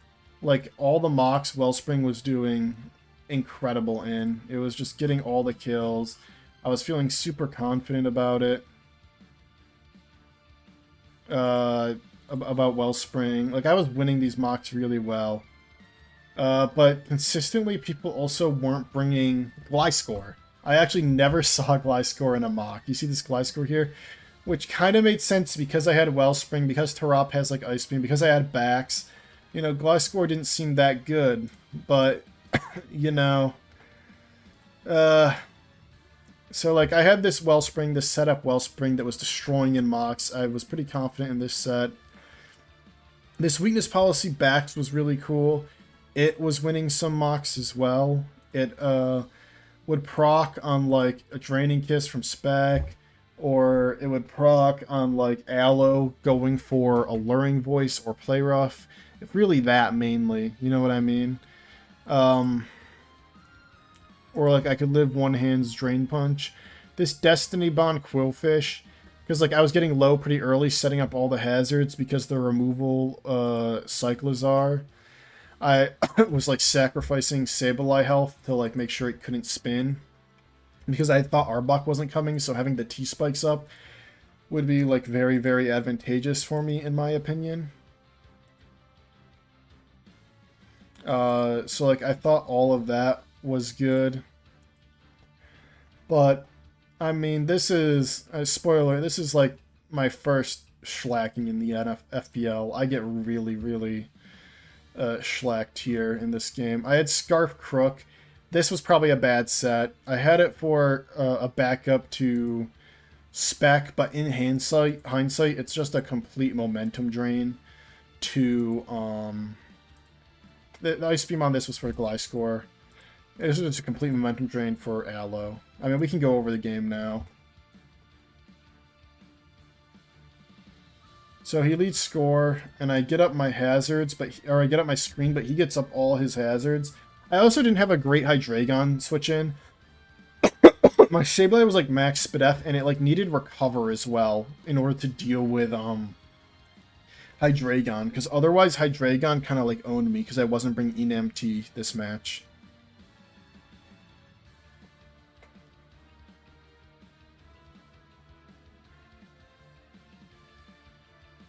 So like I'm kind of playing a bit too passive, and he's just getting every hazard up, and I lose my Quillfish. And so here I know his thing is his hands is grass, so I aggressively predict that, and I play rough, and it works out. And I go Sableye so he can't Drain Punch health back. So like I'm happy with this, but then I'm just too passive again with Sableye, and unfortunately he's toxic, and he could kind of just toxic spam me. I should have Ice Beamed this thing this last turn instead of Calm Minding, or I should have spun the hazards away.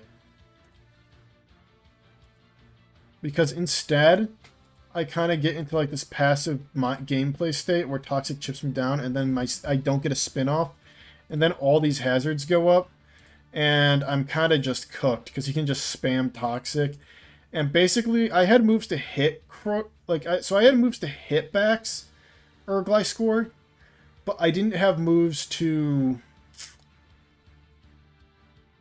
But I didn't have mons to go to. You know what I mean? Like, I could hit it, but I couldn't do anything to it. And I get 5-0'd because of it, because Gliscor kind of just runs through me.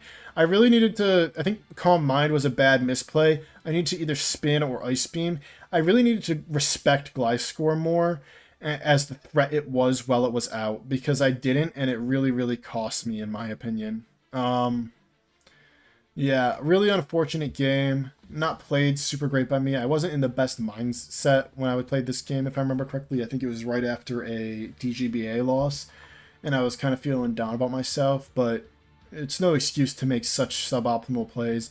Having a suboptimal Crook, honestly, I really shouldn't have even brought Sableye, or I should have, I don't know, Sableye should have had like Ice Punch or something, because I should have practiced against Gliscor more in mocks. I just didn't see it at all, which was oversight on my part for sure, like 1000%.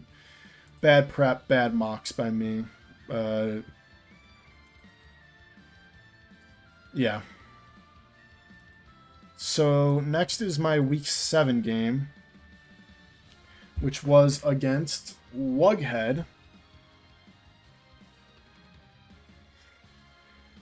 So this team was really interesting. This was kind of the team of two nukes, or the matchup of two nukes. My Wellspring, he really couldn't switch into. His grass was Bramblegast, who sucks. I'm sorry for people who like Bramblegast. I will always be a hater. It's never ever been good in my opinion. I think that guy is just really, I mean, just unfortunately very, very bad. That's all there is to it. But other than that, I mean, his nuke is you. I cannot switch into Chi-Yu if it clicks the right move. Wellspring is okay at it once it Terras. Before Terra, it absolutely cannot switch in. Once it Terras, it's okay at it. But the unfortunate thing is, if he Scarf, my speed control is just so whack. Like, my speed is so horrible. And Moon can also be Scarf or Banded, and Banded Moon actually nukes me too, especially if ENAMT doesn't come, because Crown really doesn't want to deal with the knockoffs, and then if it doesn't want to deal with the knockoffs, the outrages are just so incredibly free. So, like, I was really struggling, like, if I can find the mocks. I was really struggling in this game dealing damage.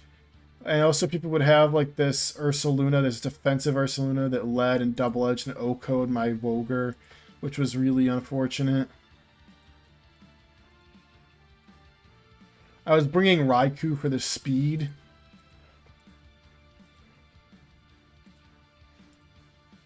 Enam was always my answer to Moon. Crook was a decent answer to Lycan.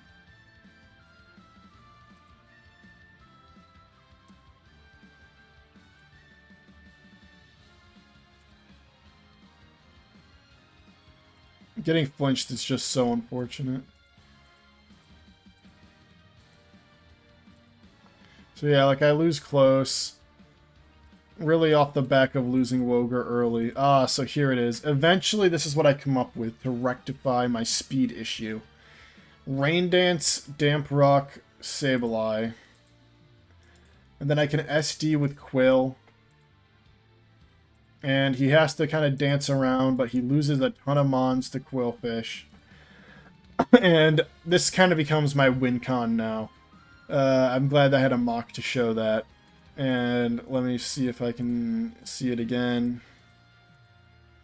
Woger also took advantage of the rain pretty well, I find.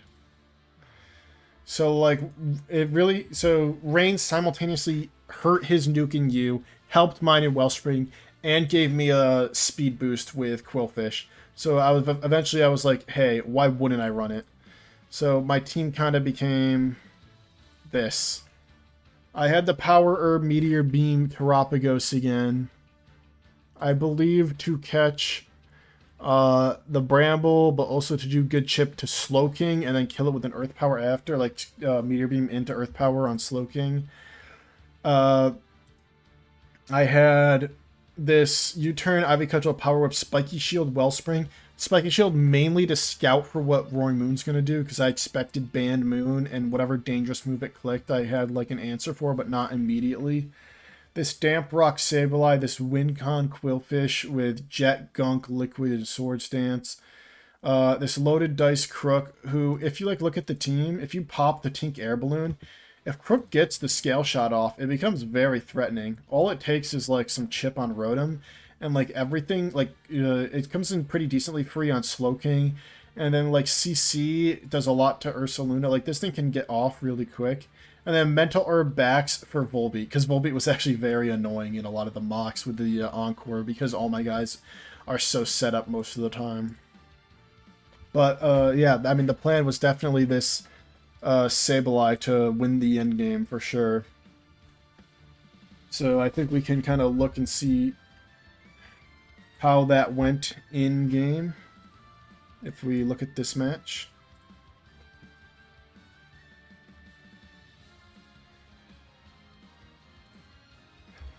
So he leads Wash, I lead Wellspring, and immediately I'm like, okay, so this guy can very easily be Rindo and try to Willow or, you know, Goob me, essentially. So he switches, I U-turn, because I saw Volt switch, and I'm like, alright. So even if you Scarf, all he's really doing is Volting, so there's really no reason not to just U-turn. And I get backs in on Bramble, he goes Tink, and I'm like, I Shard, because I'm like, even if I think, like, even if I know Tink's coming out, it's probably Balloon. I need to pop that, and I do successfully pop it. Reflect. I decide to just EQ. It does even through Reflect 2 at KO, so I can get this Tink right out of here, which is, like, massive for my Crook. Rotom comes out, and I'm like, okay, I can outspeed this and do a ton of damage right now, even if I don't kill it because it reflects up. But it is revealed to be Scarf. So I'm like, okay, this is a good chance for my Tarop to do something. I get a Meteor Beam off. Does 43, so I'm like, alright, Earth Power's probably going to 2KO this.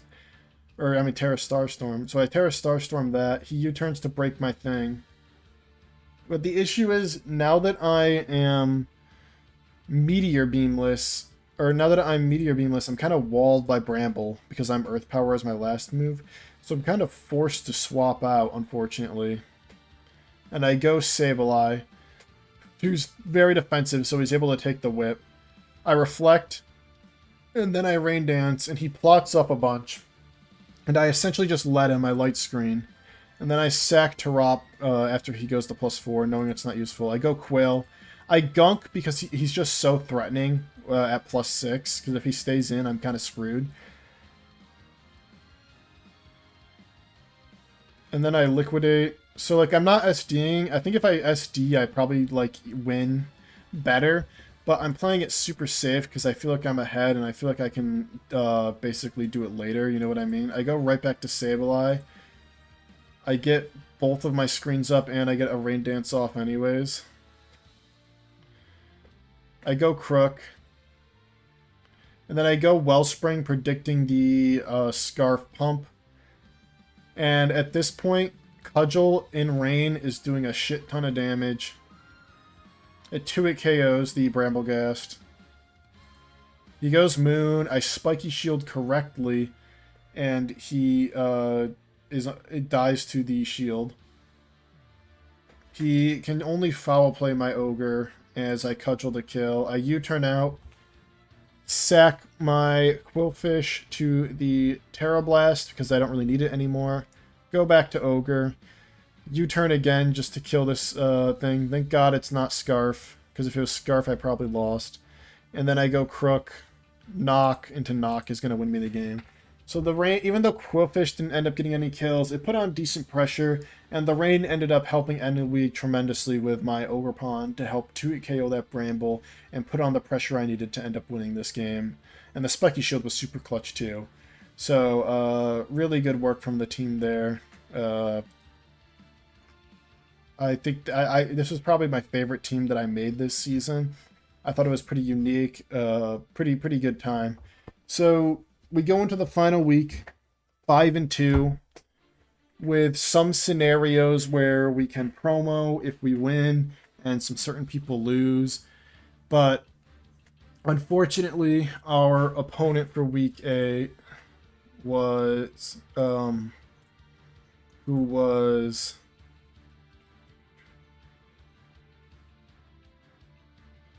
Hayek forfeits. He was one of the lower people on the standings, and he relegated no matter what, and there was no reason really for him to fight it, so he just forfeited. I did have a team ready. I had the screen, so this was the team we were fighting.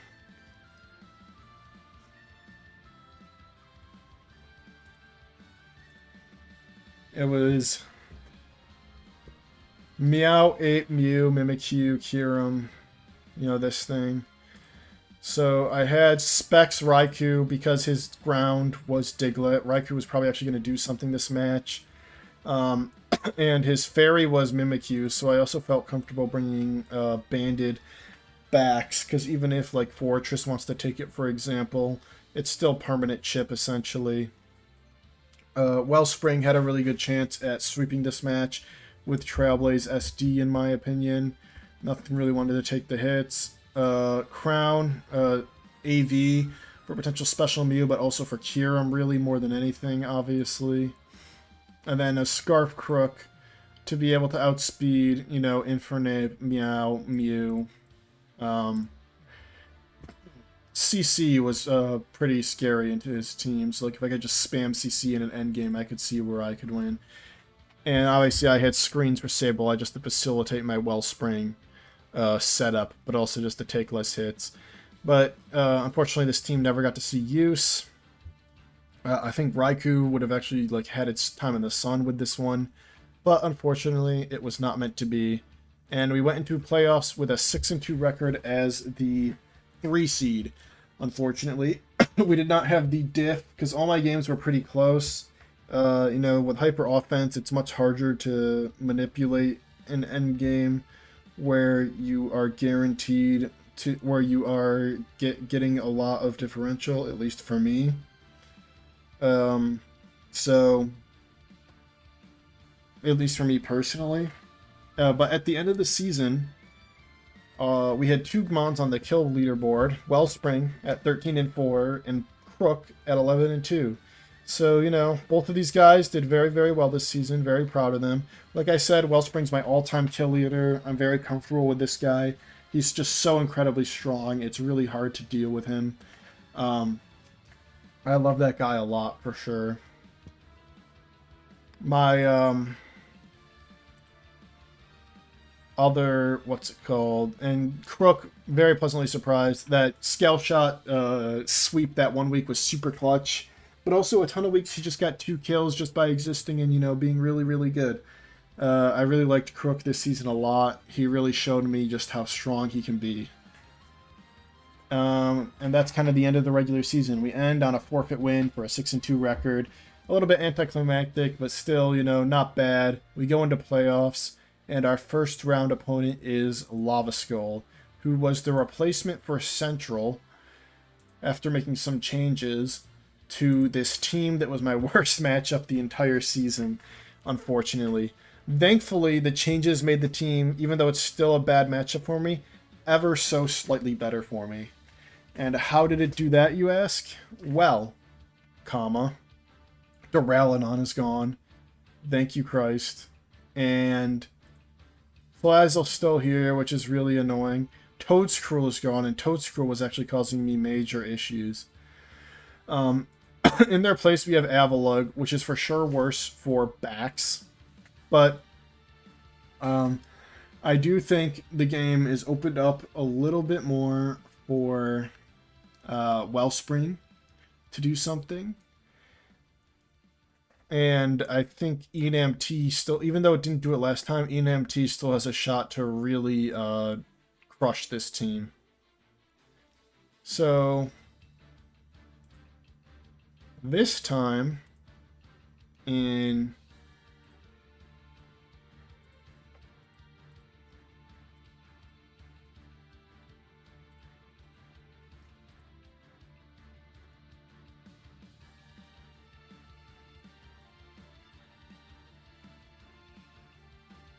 well, here are some mocks against the Yak team, because I did them when I thought the game was still going to happen.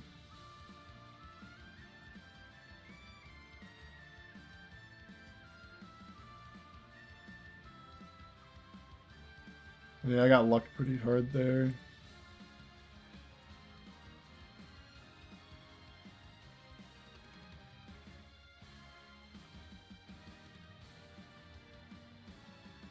Yeah, like I thought, Wellspring just won a bunch of these.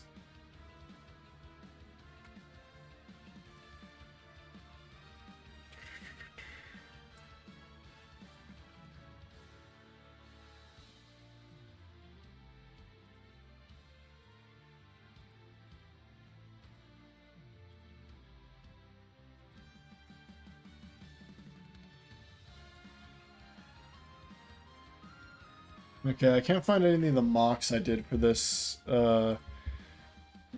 game against Lava Skull, but Lava Skull replaced Central, who had to drop mid-season, unfortunately. This was the new team they had, so still very scary into me, but, you know, mostly same guys, mostly same issues of guys I couldn't deal with.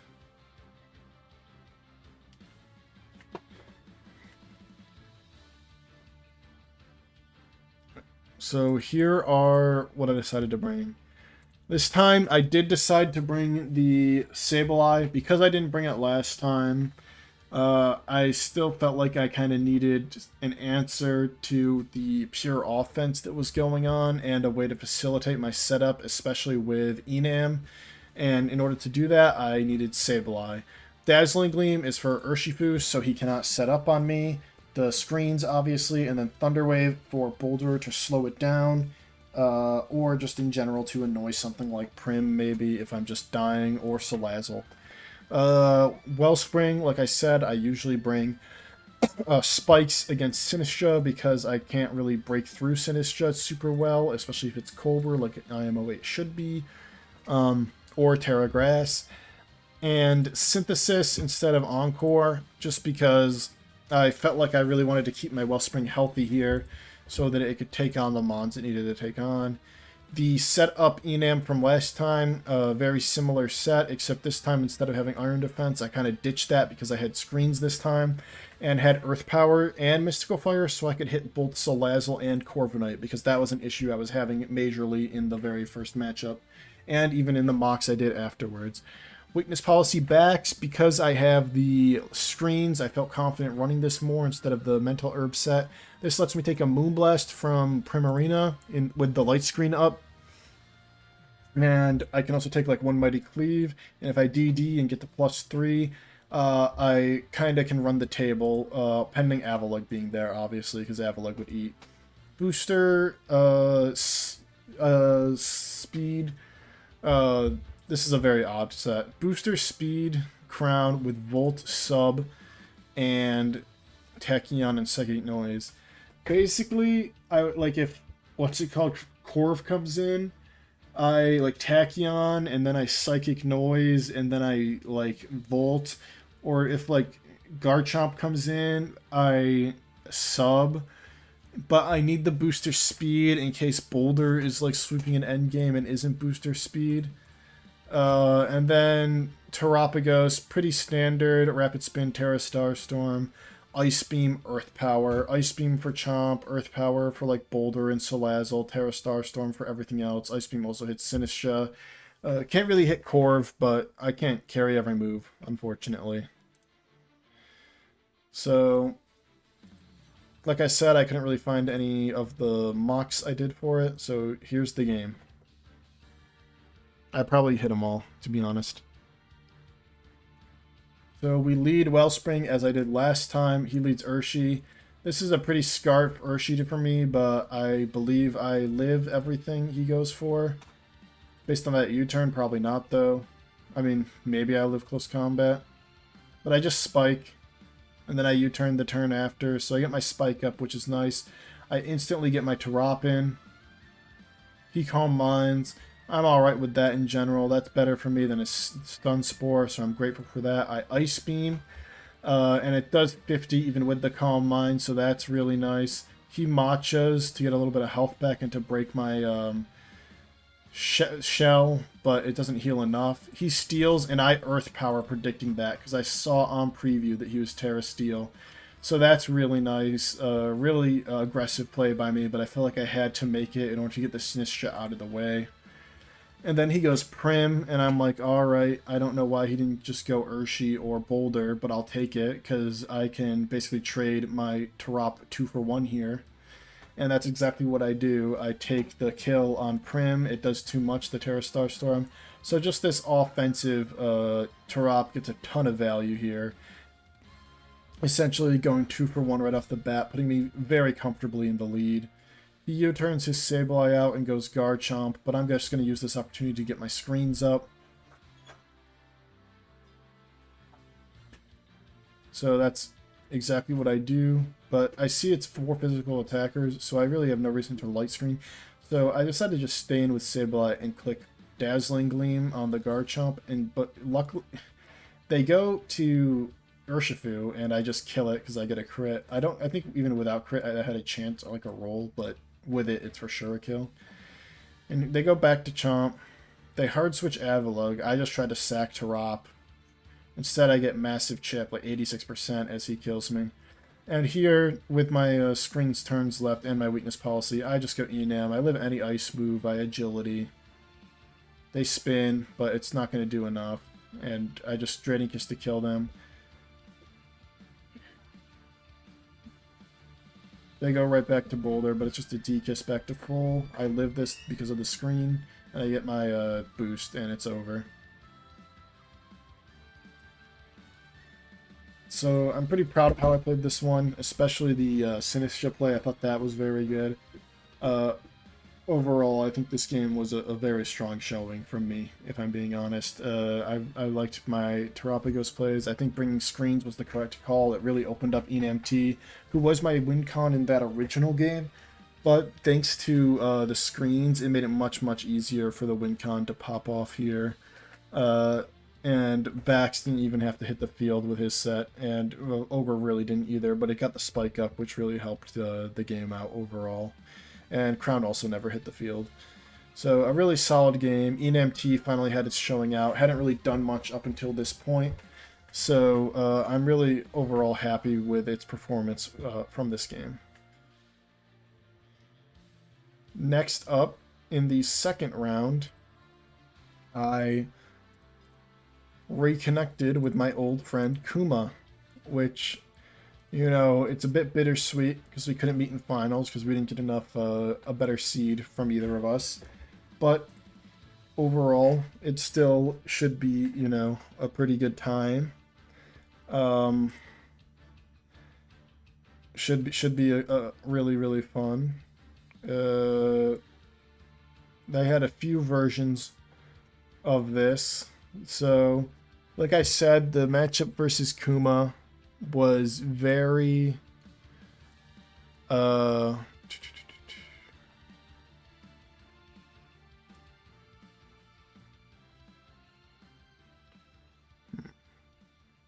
looks like I don't have any mocks from here on out. It looks like all these are real games, I'm pretty sure. They're probably all privated, if I had to guess. So we'll just get rid of that tab for now. But essentially, I was running through games. I had Quillfish for a long time. So really what I wanted to do this time is, because I thought Hydrapple was Steel last time for Enamorous Therian. And I thought this time it might be Grass or Dragon because I didn't bring Enamorous Therian last time.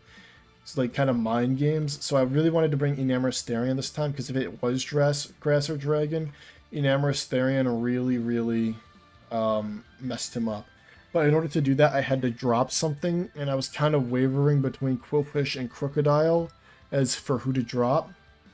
And I ended up dropping Quillfish, which is kind of crazy considering I'm going into Palafin, and Quillfish with Haze is like a really good Palafin answer. You know, checks the fighting move, checks the water move, has to run Zen Headbutt of all things. But I felt, you know, I still had Wellspring as like an offensive Palafin check, and I felt like the upside of ENAM-T was too great. So, like, if you look at this original, I had like this Agility Weakness Policy Crown that was super aggressive for a while, and this Rapid Spin Boots, Starstorm, Dark Pulse, because again, I was still expecting Air Balloon, Petulant, based on last time. This Custap Quillfish with Destiny Bond to maybe catch him off guard. Wellspring, pretty much the exact same Wellspring. AV Enam because the Crook was AV, and I wanted to be able to take a hit from Latios if need be, because Crown was no longer AV, and then the back stayed the same because I thought this set was just the best back set because he couldn't really switch into Glaive at all, especially if Grim didn't come. But instead, I went with this second version, Clear Amulet Crown instead, to stop a parting shot from Petulant, which I thought made a lot of sense.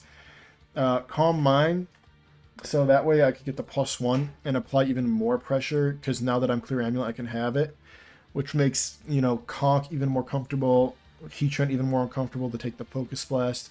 Psychic over Psychic Noise. I saw how much Psychic Noise was doing, like 90% from the last game, and I was like, why would I Psychic Noise this Petch to stop it from recovering when I could just Oko it? So I went with Psychic instead. And, you know, like I said, Crown was just massively good in this game. And I went back to the Crook. The Crook was so good last time, I just couldn't abandon it. So I abandoned Quillfish instead, even though Spikes were just so good. I decided to forego Hazards, thinking that Talonflame could potentially come even to get rid of those Spikes. And also it could, like, you know, Willow, Ogerpon, and Crook and that kind of thing, which could be annoying. Obviously, if they Willowed into backs, that would be bad for them, but you never know. I think the matchup was bad for him, so I really could have seen him doing it. And then obviously, like I said, AV on Enam for Latios to also take a hit from, like, you could take one hit from Sandy Shocks too, if need be. Alright, I think we can look at the game.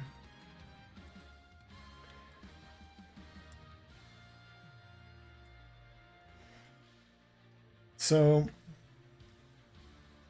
this game was, like I said, it's a repeat matchup. So those are always, I don't know. I know a lot of people don't like them. Me personally, I think I kind of thrive a bit in repeat matchups because I like to kind of play the mind game of what will change. Because if you can notice, like, so Latios has come. Latios didn't come last time for him, but I brought Enam T, which is pretty good for Latios and also really good for Hydrapple. Because as you can see, that Hydrapple is Dragon, so Enam T will always answer that. So we start. He leads Latios. I lead Wellspring this time instead of Crook. Uh, because I don't have Quillfish this time. If he leads Conk, that's like really bad for me. So I can't afford to lead Crook into a Conk this time. So I immediately Terra because I live any move now. If I Terra, he Dracos, which I do live, if not just barely. So now Palafin's kind of dangerous because I don't have my water absorb anymore and I don't have Quillfish. The water moves are actually very, very scary, but he has to get big and he has to find a turn to do it. So it honestly probably could have been here after Latios kills itself to Life Orb. He probably could have gone Palafin to get big. Instead he goes Conk. He gets aggressive and Thunder Punches my Crook, which is fair game. He gets the correct call on Enam. I just go back to Crook, and I EQ for Chip on this Conk as he Drain Punches to Okomi. So now we're both down one, but I'm down a little bit more because my Enam's so low. But I know Bax has no switch-ins. I mean, look at the team. Everything dies. So I just Glaive, Banded, Adamant, and that Oko's Conk, which I know he wasn't expecting. He goes Petch, I go Crown, he Parting Shots, and my Clear Amulet comes in clutch. So now he's forced to take Psychic on something. It ends up being Shocks. I go hard Backs, and this Earth Power does a ton because he's Life Orb. He's running Life Orb on everything for Chip. I did way more than I thought, so I'm forced to Ice Shard, and he goes Patch. But my Crown is just always free into this Patch right now. Like, I don't care at all about the Foul Play or the Shadow Ball damage. It's not going to do enough to me. And the Psychics are just huge damage, and in fact, it lets me get the kill on Petrunt. He goes Finn, but I don't care. I'm just going to get another Psychic off on this baby Finn. So that's 54%. He flips out. Right back to Shocks. But I just sack it. I don't really see a point in keeping the Crown around anymore. It's too low. He goes Hydrapple. This gives me a perfect opportunity to get Enam in and click Draining Kiss to get essentially all my health back. He yawns, so I'm kind of forced to switch out. I go Backs, but he hard switches Shocks, so I just get to Shard. He goes Finn, and I'm like, alright, I don't really care about this Backs anymore. I'm just going to Shard for Chip, and I do that for 16%. But he misses Zen, so I just get another Shard off. And then this Zen doesn't even kill, it does 45 because Backs is so fat, even though this is a banded Finn. So that's good for me. And then he goes Hydrapple, he Dragons to live this Shard, but that's fine by me. I don't care too much about Diff at this point. And I just go Enam to finish the job. So in these playoffs, Enam really showing its worth in my opinion. Being a really key resist at some points, and clutching up against Hydrapple, which is very key, and also getting a mini sweep in the last match, clutching up against a very threatening Terra and being, very vital. I just feel like Enam is showing its worth majorly so far in these playoffs, and it impressed me very, very much in these playoffs. This game was for promotion, so I got a promotion to Guardian off of this, which was huge. I was very, very happy to get that, and it let me get into finals of the Beast playoffs. So all that was, very, very big. I was very, very happy to get myself in there.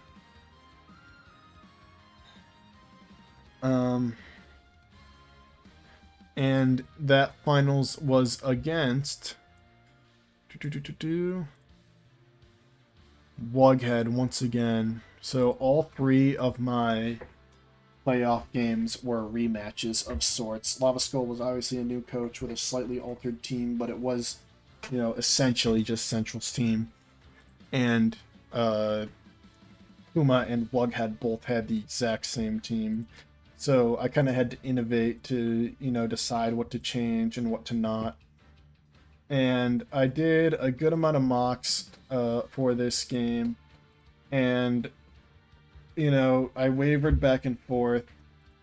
I originally had this flip turn, spikes, destiny bond, taunt, quillfish, and then like double loaded dice, boots, weakness policy, enamty, and this trailblaze plus 3 damaging moves, wellspring.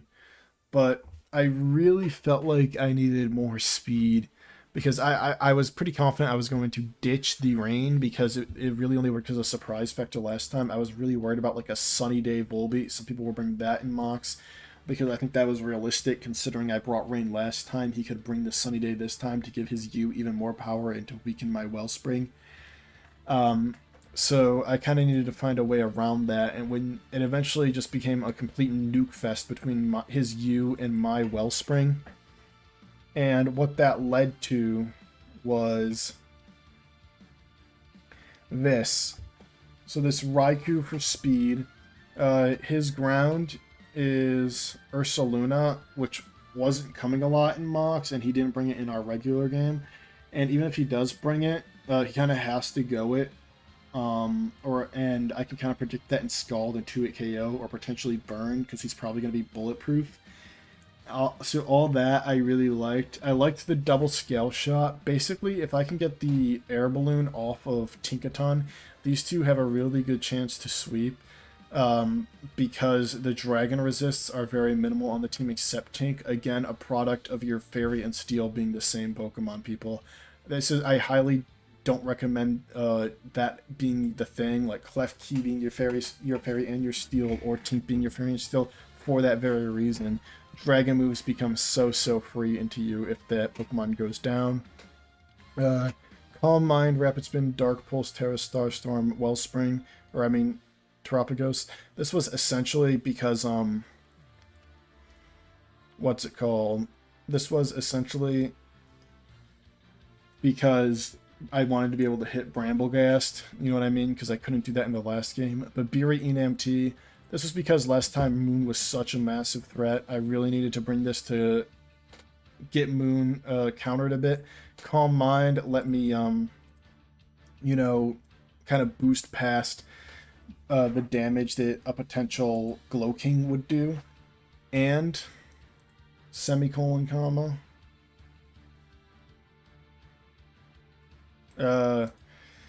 It also let me take a hit from you potentially, and then, draining Kiss all the health back while doing massive damage, especially if they were like Terra Dark, for example. But obviously I have to be wary of getting Encored. That was really a big issue, was if Volbeat came, I was getting Encored left and right, and it was really, really annoying.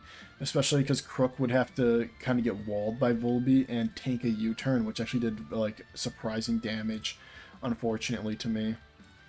But the main key here was to enable Wellspring to do a ton of damage. Like in all my mocks, Wellspring would do a ton of damage, get low, and then I would have Healing Wish in order to get Wellspring back up, because Wellspring was also the thing that was kind of tanking hits from you while also doing damage. You was just such a massive threat. As you can see, I really don't switch into you well at all. I didn't really have a way to, so I kind of had to hyper offense it. This whole season, I felt very uncomfortable hyper offensing it, especially with a team that's so slow. Like, my team's really strong, but it's just like I'm playing hyper offense, but having to artificially gain speed. You know what I mean? I'll give my overall thoughts at the end, but that's kind of like a bit of a prelude to what I want to say on that. But yeah, that was kind of the strategy. My strategy was kind of like to lead Rai, especially if Ursaluna isn't there, and kind of just click Volt, see what's going on. If they have Moon out, go Enam. I have the Babiri for the Iron Head on the Moon. I doubt they'd be Stone Edge. Kind of mid-game Terapagos, and then like a late-game Crook or Bax, or Wellspring. Like early game Wellspring into Healing Wish to late game Wellspring could also work for me. So here's the game. As you can see, he brought the exact same 6s last time, but his U is Dark instead of Grass this time. which kind of tells me that it's potentially Scarf, which is what I was seeing a lot in mocks as well. Because my team's so slow, Scarf really takes advantage of me because it outspeeds Wellspring, which is unfortunate because like a Dark Pulse would 2-hit KO me, even through my +1 SPDF, if he's modest. So Raikou comes out, and it is Moon. So I'm like very scared here of a potential knock or outrage. So I go into Enam immediately and Tink comes out. So that's obviously not good for me and I have to switch. And my real best switch in my opinion, especially considering Ursaluna isn't here, is right back to Raikou because that gives me a free Volt and I potentially pop his balloon or just free chip on something. He gets up his rocks, which is, you know, not great but not horrible either. So I just Volt. Considering I'm specs modest, that doing 36 tells me he has some SPDF, but I just go Crook because that's like the easy answer. A knock is pretty free here. Wash comes out. Knocking this is huge. Seeing if it's Babiri, it's not, or I mean Rindo, it's not, it's Helmet, but getting that off is really nice too. And getting Chip on this in general is just huge. I go right back out to Raikou as he Volts predicting my switch, which I think makes perfect sense. And he goes Moon here, and I stay in, predicting him to predict me to go to Enam, thinking he might Iron Head, but he just knocked my Raikou out, which is unfortunate. But Raikou isn't necessary this game, it's just nice to have. And this does give me a chance to get Terapin for free to either spin away rocks or do something cheeky. I do decide to just spin away rocks as he knocks. The good thing is my item's gone now, so this next knock won't kill even though it's neutral instead of resisted. Which it gives me a chance to click Calm Mind here and kind of put the pressure on him for a change. I get the Dark Pulse off, which I think is the right play even in hindsight, especially with the crit. That helps keep this Slowking super low, which helps Wellspring out later and makes it so that if it comes in again, Enam's Earth Power would kill it. He gets the T-Wave off though, which is unfortunate. But he goes Tink, which is super huge, because any chip on Tink is massive for my endgame. It really opens up Crook and backs. So he rocks on this turn, and I predict that, and I know I need speed anyways if I'm going to do anything else with this Terapagos. So I just spin, and I get the play correct. Nice prediction from me there, but it's really, you know, I'm just getting speed. Anything else is kind of just like I'm just chipping, you know what I mean? He Gigatons here as I get paralyzed, which is fine. He gets rocks and I just spin again, because again, I need speed to outspeed this thing anyways. And then I just Dark Pulse, because based on the last Starstorm, this next one didn't kill anyways. So I might as well go for the flinch to get it in Starstorm range.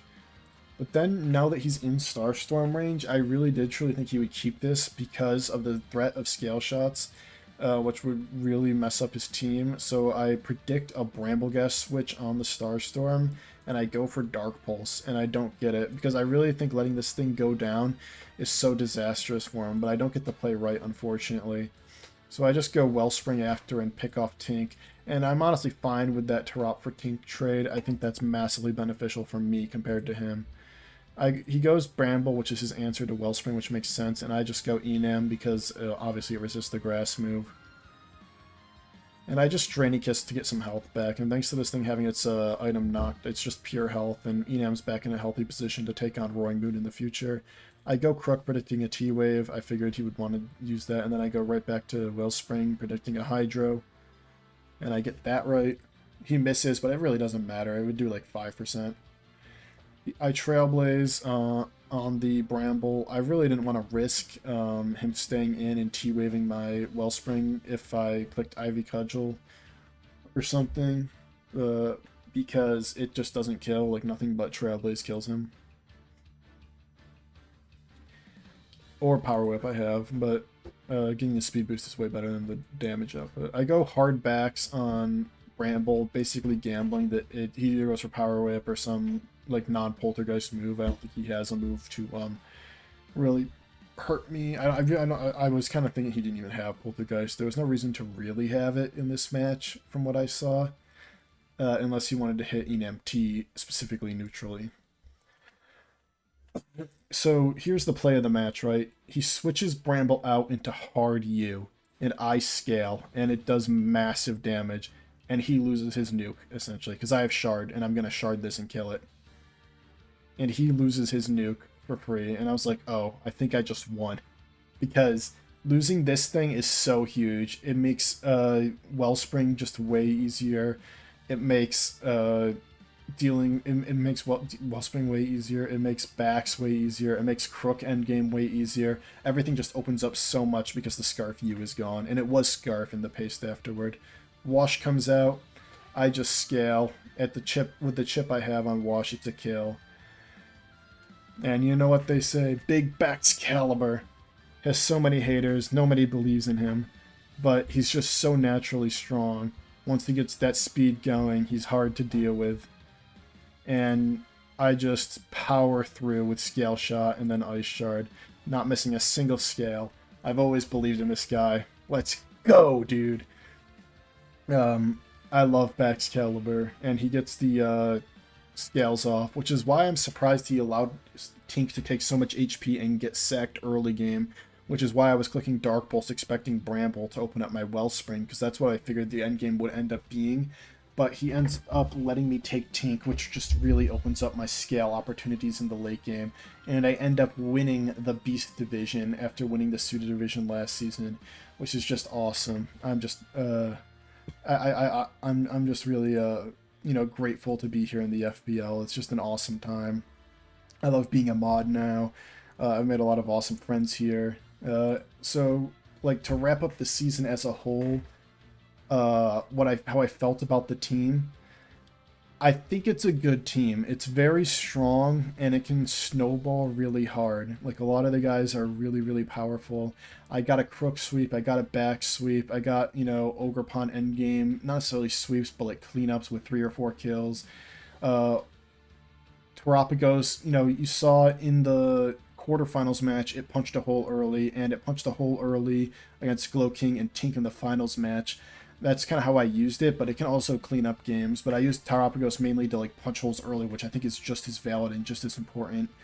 I use Sableye Screens a ton. I think Sableye is such a fun Pokemon. I love that guy. I think Raikou is not that great without Terra, unfortunately. I think it's pretty mid to straight bad, but I really needed the speed. This team felt bad to pilot at times during the season and really reliant on setup, which I don't love, but it's just kind of how it had to go with the speed tiers I was given, because I'm playing a hyper offense team that's like all setup, but without any reliable speed tier to be able to pick up cleanup kills. So I kind of have to artificially get my speed from Scarfs on like Crook or even like Quillfish or like Raikou, for example, or I need to agility with Enam, or get Rain Dance with Quill, or scale with Backs and Crook, or be booster speed with Crown, or Trailblaze with Wellspring to artificially get speed, or Rapid Spin with Terapagos, or Thunderwave things with Sableye to slow the game down. All those things to kind of artificially manipulate speed, which kind of made it sort of challenging. But ultimately, I thought this team was, it was definitely an okay time. In the end, in the season, we went 9-2 with a plus 23 differential. It was quite the experience. Definitely not my favorite team, especially compared to like last season, but I still really love this group of. I still really think this group of guys has a lot of character. I think it's cool. And it was an overall a pretty decent season. I'd say it had its ups and downs. And the team made a ton of sense on paper. I definitely have to thank Manu for helping me construct it after it kind of fell apart from like round 4 onwards. I was pretty happy with my play in playoffs specifically. In regular season, I kind of fluctuated between pretty good plays and some pretty bad plays, some bad luck, some good luck, up and down. But I definitely, in playoffs, I think I kicked it up a notch and really showed that I can play quite well in a division this high. So I really want to thank everyone for letting me play this season. It was a really fun time. I appreciate it for sure. This has been Ben signing out for Season 12 of FBL Beast Division. Peace out.